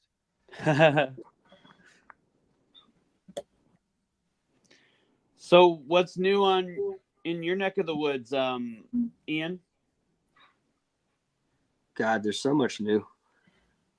I got married. Oh, no way. I thought you guys had just been dating and you celebrated your anniversary, but you got married. Yeah, we don't really announce it. We're not talking too much about it, but I did get married. And Congratulations, dude. thank you, man. Yes, yes, yes. And I do feel like actually that's a good question. Like, what's new? Because everything is new this year. I pulled the brakes on almost everything I was doing last year. Last year was one of the most fun years of my life, but it just got really out of control. There was too much drinking, too much partying. We were talking earlier, too much just illegal stuff, and and I wasn't making comics like at all. I really didn't move forward on Neon Spring at all last year. Like I write almost every day. I jot little things down, but I was barely working on it last year. So yeah, this year I'm really, we've been busy with the wedding and so many other things going on, but I feel like I'm really getting into a rhythm where like I put a little bit in on Neon Spring every day. I'm doing comic related jobs almost every day of the week, and it's not 100% enough to pay for all the bills, but it's like it's much different than last year where I didn't make any money doing comic related work at all. So I'm just trying to keep that going, and even if it slows down, I'll just keep pushing and try to get back to it again. That's awesome, dude. Yeah, it feels good, man. I just love comics so much, so it's like I feel like I'm returning to something that kind of got put on hold for maybe some good reasons, maybe some bad reasons, but regardless, I'm back and I'm just feeling like thrilled about it. That's great. It's super, like I was kind of saying earlier, right? It's like it's that war of attrition where you have to sit down and do that page and do it over and over and over again. Comic art is unique in that way where it's like we're not just sitting down and doing one painting and being done, right? Yeah. You got to do anywhere from 8 to 24 or more and keep doing it over and over and over again. It's really wild. I don't feel overwhelmed by it, but I remember when I was getting back into art and thinking I really want to make a comic, just thinking there was just so much doubt. There was just like, how is this possible? It's like a superhuman feat to draw that many images and like do them and actually have them be good. But yeah, it's just like you just got to start somewhere, and you get into a rhythm, and it actually becomes. I mean, as long as you love it, it becomes easier. And I mean, it's always hard, but you learn how to do certain things better, so you're not wasting time doing certain things, and you can put your energy where it should be. I feel like that's actually one of the most important things to learn. It's like, how do I understand everything better so it can move smoother? And then as a result, some other problem will pop up. Real quick, Jimmy Reyes Art said, "Hola, buddy," at Max Flowers. Damn, that's creepy. I love it. And Eric Williamson said, "Don't sell yourself short, Austin." It turned out stellar. What? Eric's here? Oh yeah, he's been here.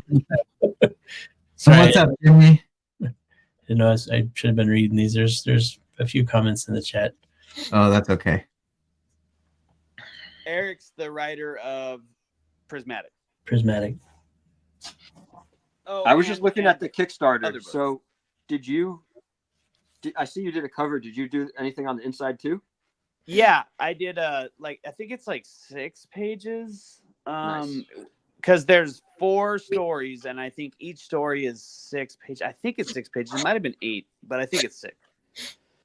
But yeah, mine's pretty cool. He gave me the list of all the different stories, and he let me pick one. And the one I picked was the Necronauts, and it's like every story in it kind of deals with love and relationships. And mine, it's this couple that's in space. They're kind of like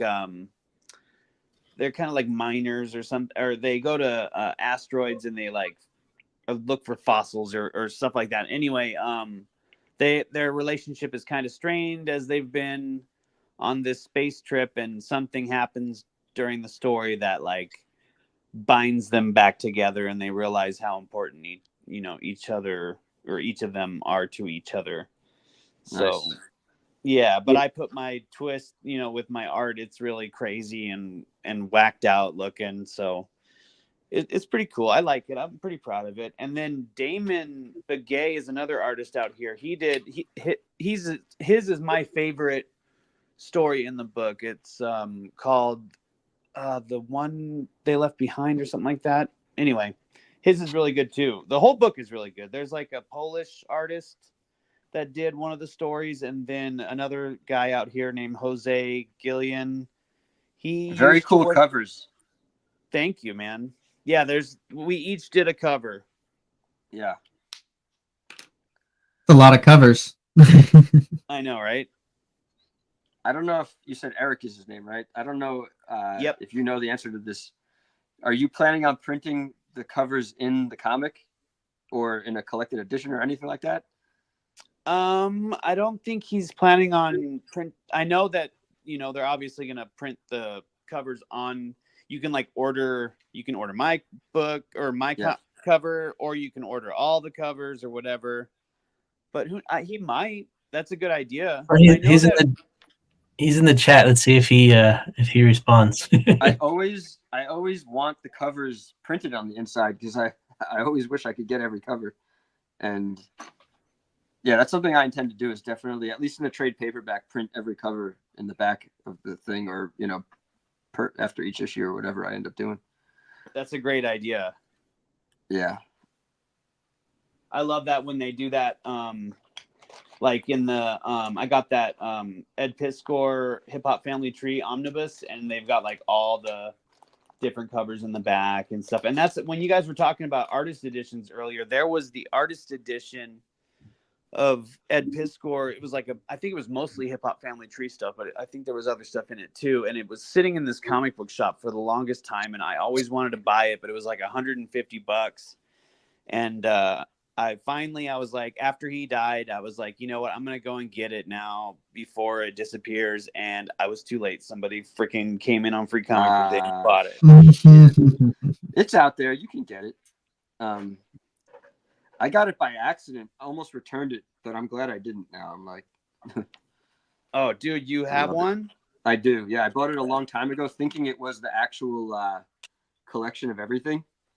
And I was like, what did I get? Ah, shit. But now I'm obviously very happy that I have it. So I got to check out the issue 1 artist edition of Hip Hop Family Tree at the Fantagraphics headquarters in Seattle. That was cool. Whoa, dude. Is that just something you can do? You can just sign up for it? No, it's just a shop. It's just an open shop. Oh, it's an open shop? Oh, cool. Yeah, you just walk in and it's nice. The Fantagraphics. Well, I don't know if it's necessarily the headquarters, right? But it's the Fantagraphics shop. What do you call that? Like a flagship shop or something like that? Yeah, and they Fantagraphics is headquartered in Seattle.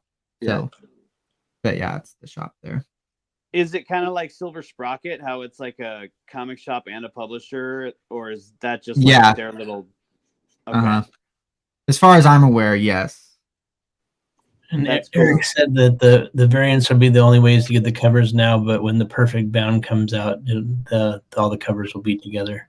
Awesome. Nice.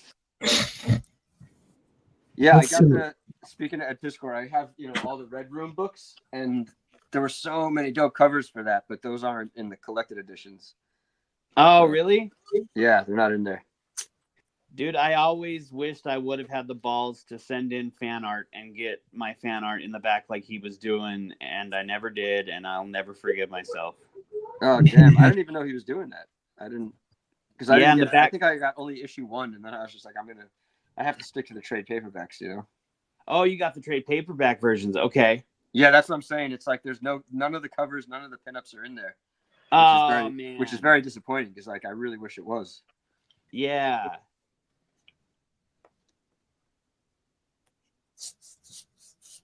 Yeah, I rarely get the trade paperbacks. I mean, it's probably better because you get the whole story in one.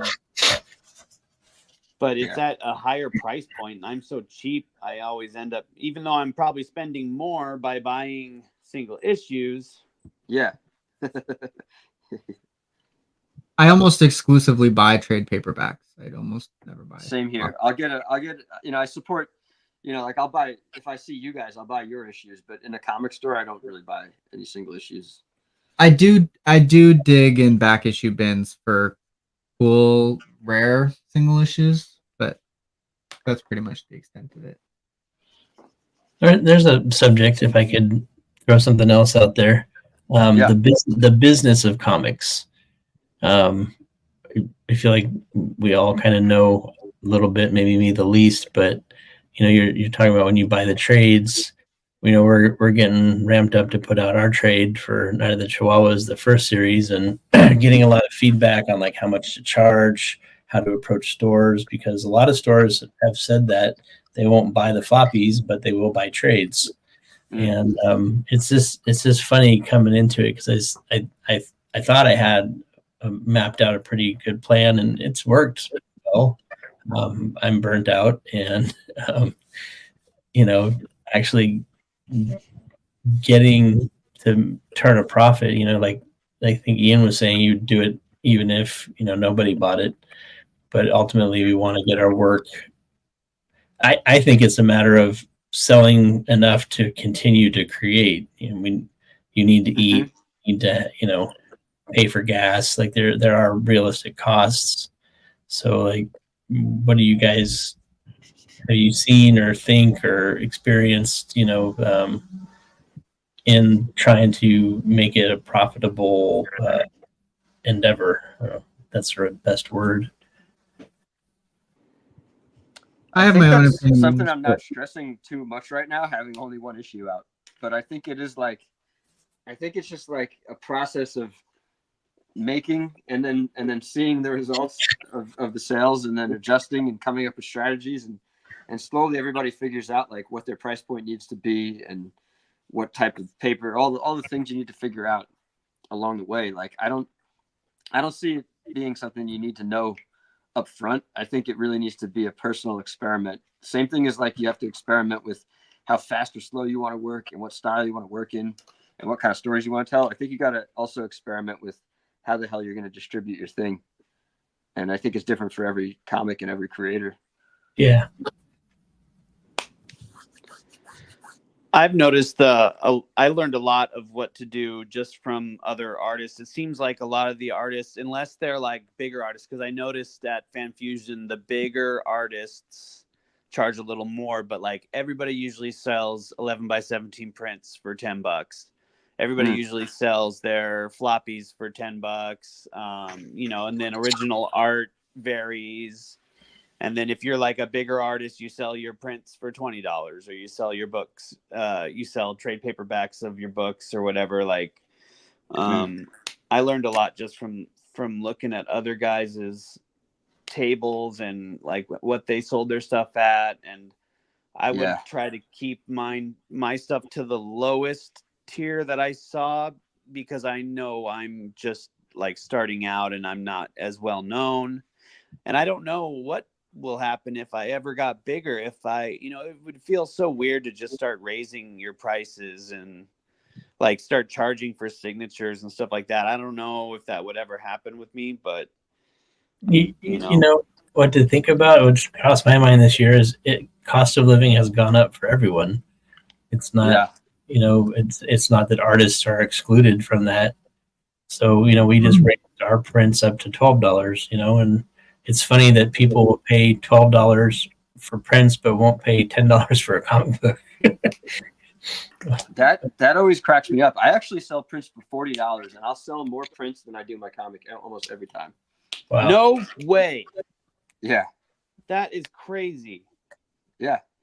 I make almost, when I do my math at the end of the day, it's like, damn, I'm not making any money on comics. Is it? That's not uncommon, actually. Yeah, it's not, right? No, because there's more just general art fans than there are comic fans. It depends on where you're vending at. I mean, the truth is I've vended mostly at not Comic Cons, so yeah. But even at Comic Cons, same thing.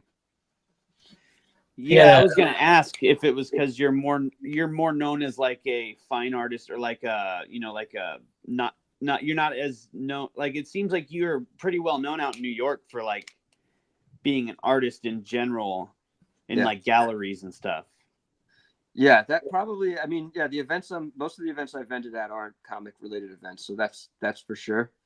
But yeah, I've been doing more Comic Cons, and it's the same thing. Like when I do my math at the end of the day, if I separated it by product, I'm making more money on prints than comics. Real quick, Jimmy Reyes Art says at Max Flowers, I sent Dragon Rage, The Crown of Fire to CWS.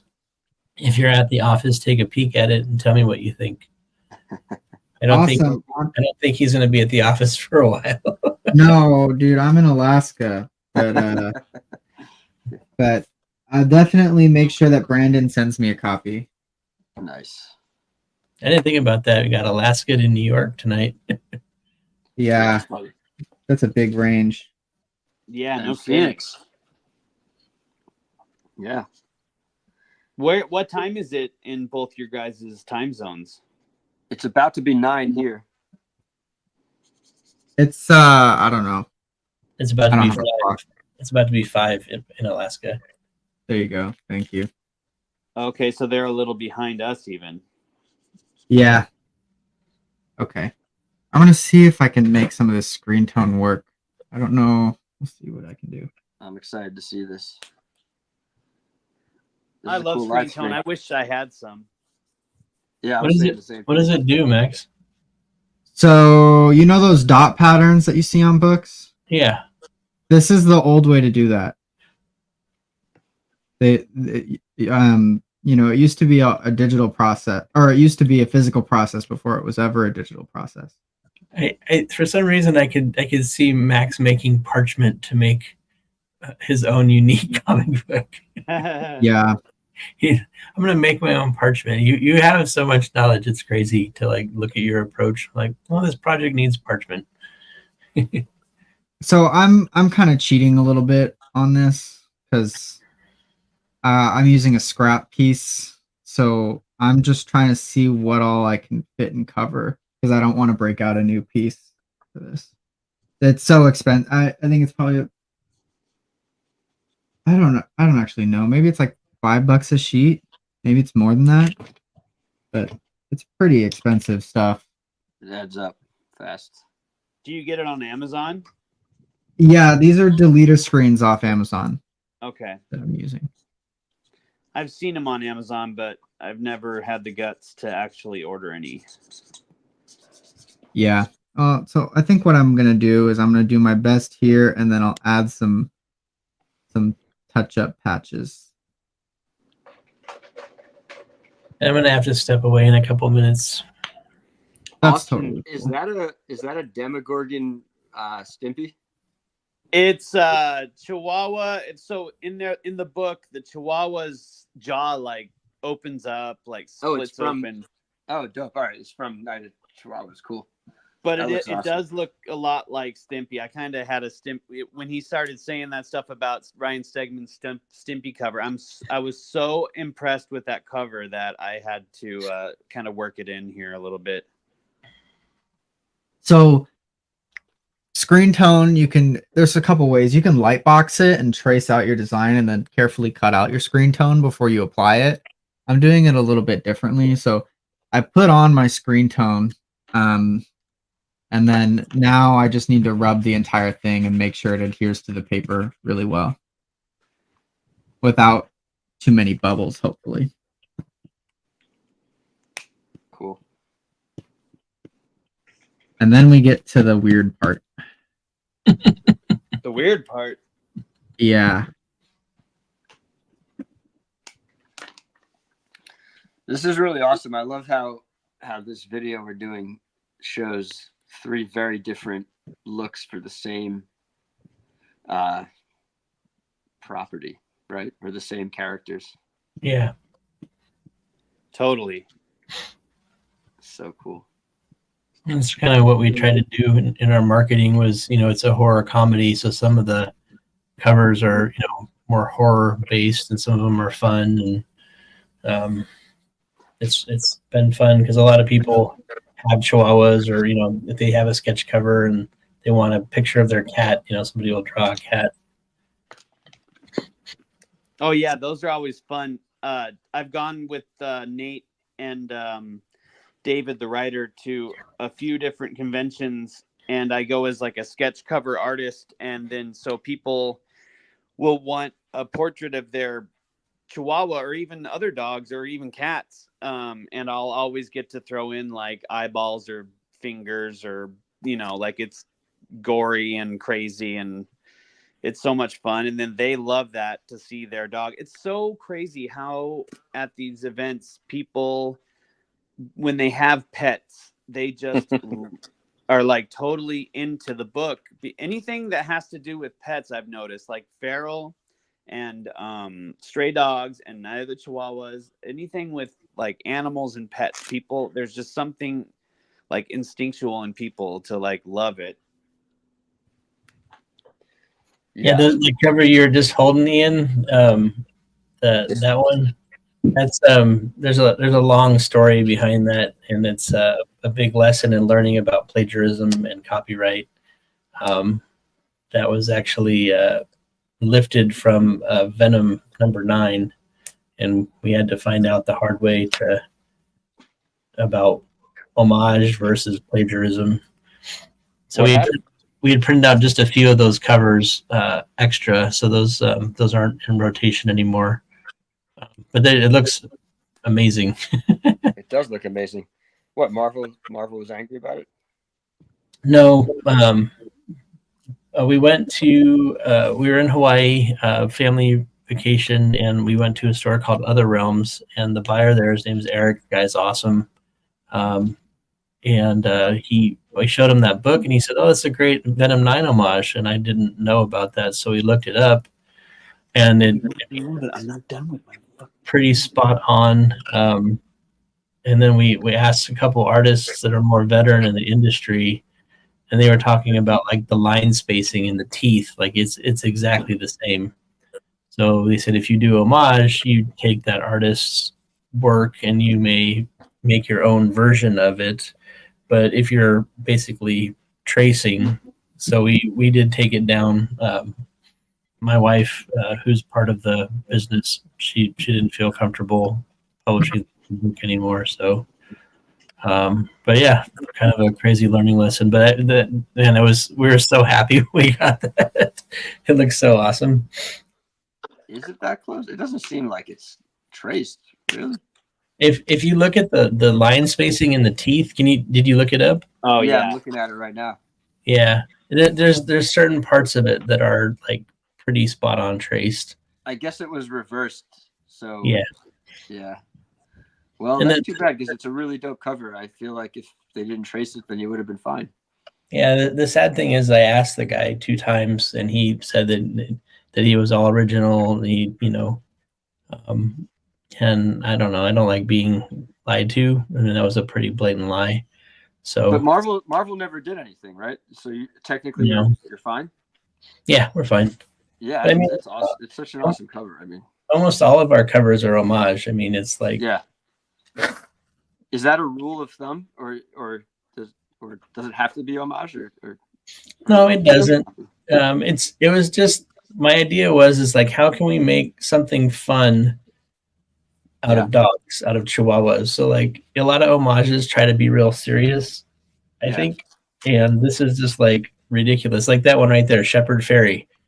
Like you make a Chihuahua obey thing. A lot of people know what it is, and it's it's a. Did you make stickers of this? Make stencils? Stickers. No. Actually, it's a good idea. We should. Yeah, because that's what that whole Obey campaign was in the first place. Was like a massive sticker campaign, I think. Or was that the posse? I thought it was wheat paste. Yeah, we stencils. Yeah. I mean, it was a massive street art campaign in general. Yeah. But yeah, considering you're into all that, you should definitely do it. Yeah, well, I mean, the idea is like, it's supposed to be fun. That's what the whole thing I thought of is like trying to make something fun that people want to be a part of. So yeah, when you see these things, people laugh. They almost always see Jaws and Godzilla, and then when you point out the other stuff, they're like, oh yeah. So it is fun. It's super fun. Yeah. What are you up to, Max? Are you? Yeah, I'm razor blading my entire thing now. Because you have to cut and remove the excess once it's applied on. And I'm saving every little scrap because it's expensive. And you never know when you're going to have the perfect piece. Yeah. Seriously.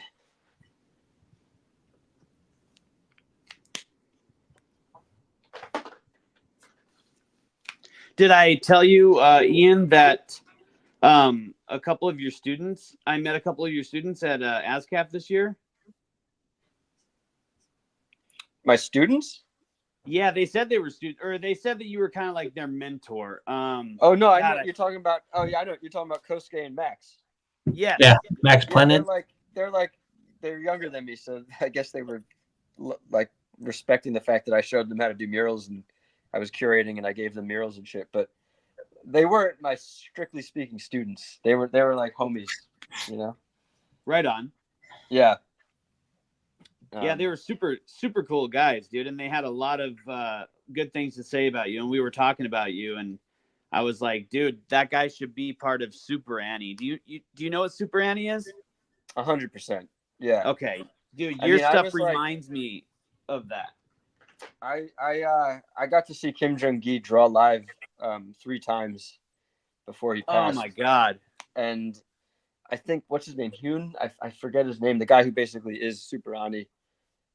Yeah. I would love to meet him and talk to him. He actually one of the times I saw Kim Jong-gi draw was like a seminar, right, where he basically just got up in front of us and taught us how he draws and how he learned.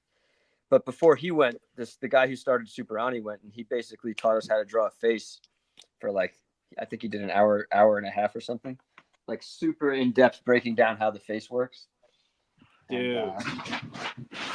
And then Kim Jong-gi got up and said, "If you want to know how things really work, you got to follow this guy.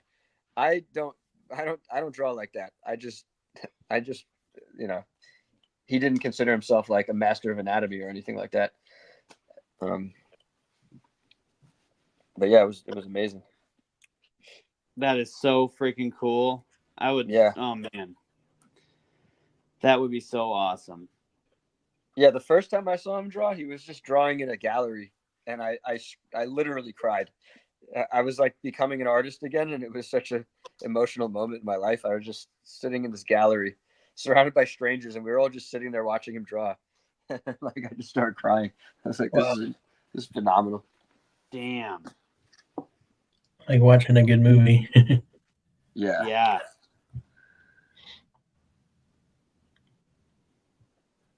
I'm gonna have to step away. It's feeding time for the minions.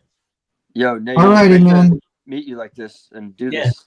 Thank you guys. Yeah, maybe we can all link up again, and yeah, I'm sure I'll be talking to all of you soon. Yeah. Absolutely. You have a good one, Nate. All right, thanks, Thank you guys. for Later, Nate. Thank you for inviting us. Yep. Yeah. Thanks for telling me about this, Nate.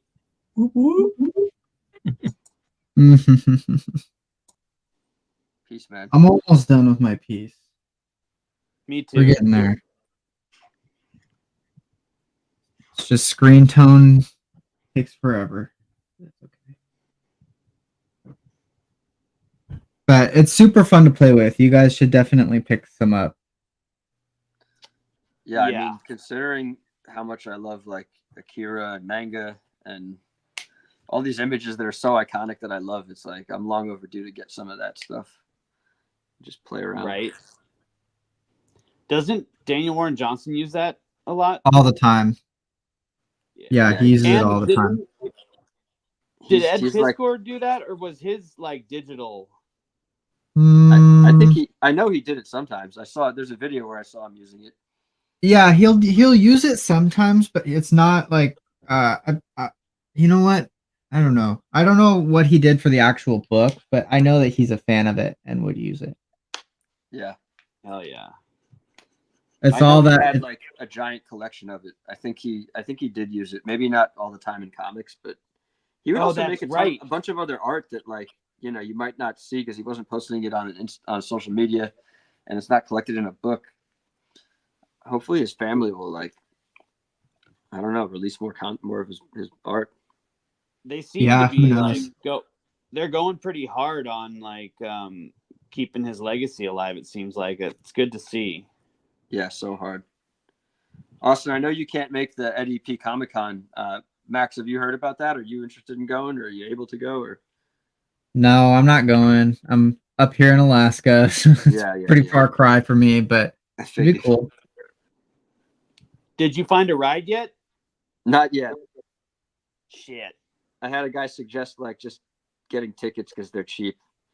But the problem, I haven't figured out how to ship all my stuff across the country because it's like so expensive to bring it on the plane. Isn't it? It's in New York, I thought. It's in Pittsburgh. Ah, that makes sense. Yeah. Yeah. Like I went to San Diego Comic Con in 2022, and going down, I just got super lucky, and the woman checking my bag just let it slide. But on the way back, I was gonna have to pay like an exorbitant amount of money to get my bags back, and I had to open up a Delta credit card just to get my bags back for free. Oh my And, god.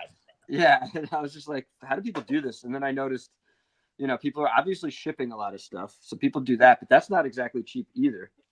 And then Yeah. it's just like, that's just, I don't know. It's like you gotta have someone to ship it to in the first place. Otherwise, you're just risking that it won't show up in time. And yeah, I'm just so curious to know how people get their stuff to conventions or across the country. The people who really like go to multiple cons. Yeah. Part of living in Alaska, we get 2 check bags free. Nice. Just to encourage you to get out. Yeah, or I don't know, because Incentivize when travel. you go somewhere, you're usually hauling a lot back. Yeah. So they know that, and they give you that, whatever.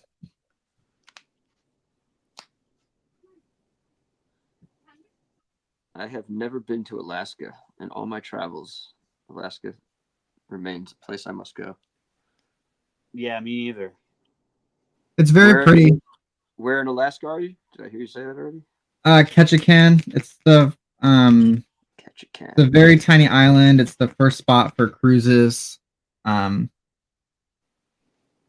It's a pretty small, quiet place. Mm-hmm. But you like it. Yeah, for sure. Are you from there? No, I moved up here about 8 months ago.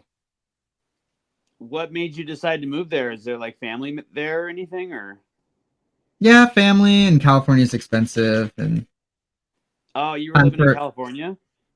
That's where I lived before, yeah.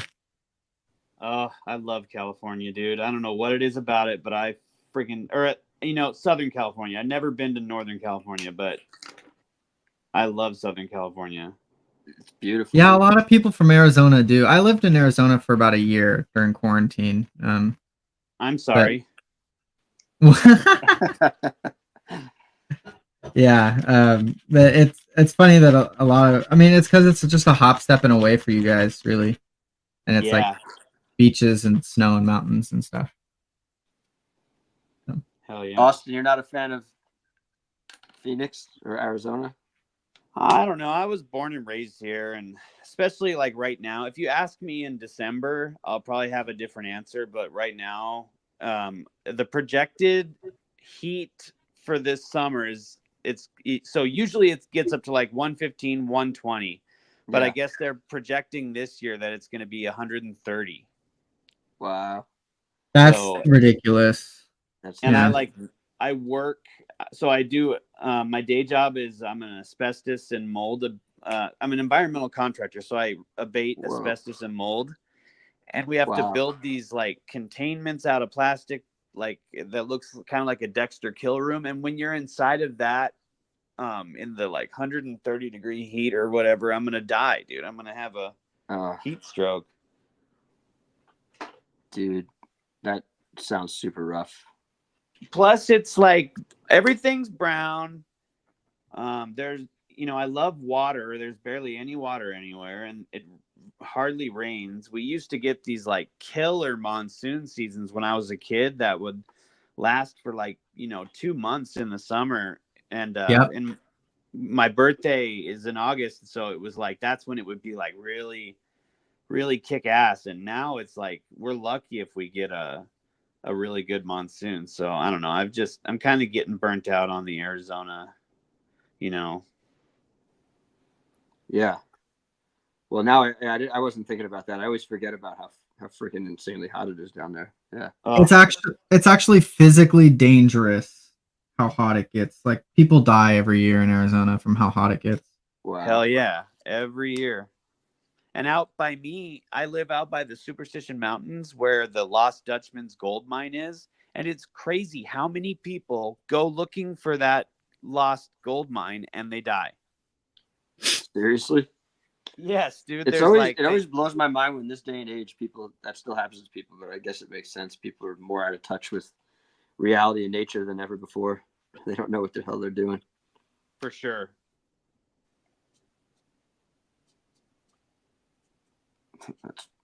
It's funny talking about it, but it's obviously not funny at all. It's terrible.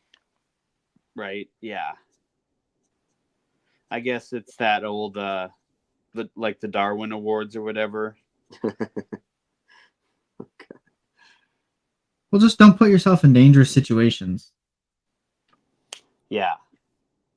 Or bring plenty of water and like find a shady spot and like don't go out there without I don't know. I guess people bring water, but they don't anticipate how much water they bring. And a lot of old people die because their bodies just can't take it. And I don't know. Yeah. It's a lot easier to die from the heat than you'd think, I guess. Like I'm sure there's people that go out there fully prepared and it still gets them somehow. Yeah.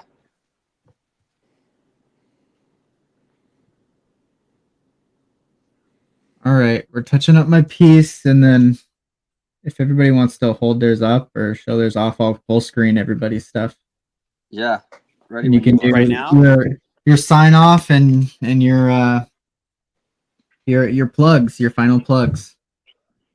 Oh. All right. Who wants to go first? Nobody wants Austin, to that go thing is in? so awesome. I love All right, that. we're gonna go off first. That's such a great cartoon, and those colors are fucking popping, man. Thank you, dude. Your guys' are awesome. Oh, with the hand in the mouth. That's dope, Max. Yeah. Hold on. There you go. All right. Yeah, go ahead. Show off your stuff, man, and plug your stuff. Okay, me? Yeah. Okay. So yeah, here's the Chihuahua. And then my Instagram is Austin Ackert Art. And the book Prismatic is on Kickstarter. I have a story in that. And then I have my self-published book, Carmine Sunshine, and the Gabe's Cave books I did for Aquatas Comics. And you can get any of those at any event I'm at, or if you hit me up through Instagram or email me. Awesome. And Yeah, thanks again for letting me join in on this. This was fun. Absolutely. Yeah, we'll have to get you back on. Yeah, that mouth looks great. I love the neon like green, the slime. Yeah, that turned Yeah. out cool. Yeah, it looks good. In his eyes. Yeah, it's super I cool. gave him some veins too. Did you guys see his little blue veins? Yeah, there you go. No, I couldn't see. That's awesome. All right, Ian, show off your stuff and plug your stuff. Here's my Chihuahua. I don't know if you can see. There's a finger in the mouth. Oh, that's so cool. And fingers and eyeballs on the ground. So is his tail like separating in little pieces at the top? Yeah, that was the idea. That's cool. I didn't play enough with like skull and bones coming out. There's a lot of room to play with zombies. You could do that all day. Heck But yeah. But yeah, so this is, like I said at the beginning, this is my comic Neon Spring. It is available on my website, iancinco.com. There's 6 covers to choose from. This is my cover, the main cover. I got a cover by Alexis Zarit, a cover by international street artist Adam Fu, my homie Alfonso Martin, and I also got Brendan Graham to do a cover. And It's about a driverless car that lobotomizes people. And it's issue 0. I'm working on new issues. And then this is my art book, Erratica. And this is a 556-page book filled with sketches that I did. Mostly sketches. Some of them are finished pieces. Yeah, those are beautiful. I think 2013 to 2017. I released it in 2017. I know that. And if you buy this book, you get a drawing on the inside cover, and you get a copy of Neon Spring. And again, everything's available on iancinco.com. So check it out. Awesome. Thanks for featuring this, Max. Yeah, absolutely. Here's mine, my screen tone chihuahua with a hand in its mouth. We've got all the dot patterns up in there and scraped off screen tone and all sorts of good stuff. That came out so good, man. Thank you. Yeah, that's awesome. Great All work. right. And then Bubbles is available now on lesserknowncomics.com. This is the regular book. This is the process scene. There's 2 other variant covers. Process scene goes into how we made the book, featuring scripts and raw scans and all sorts of stuff in here. So all that's available on lesserknowncomics.com. There's original art pages, all sorts of other stuff you can check out. Everybody, let me change the layout real quick. There we go. Feel free to post your guys' stuff up on Instagram. Tag us, tag CWS. Thank you everybody who watched, for popping in and for hanging out with us while we did sketch covers. And you guys all have a good night. Yeah, thank you everybody. Anybody who's watching. Good to hang out with you guys and make art. This was a lot of fun. Yeah.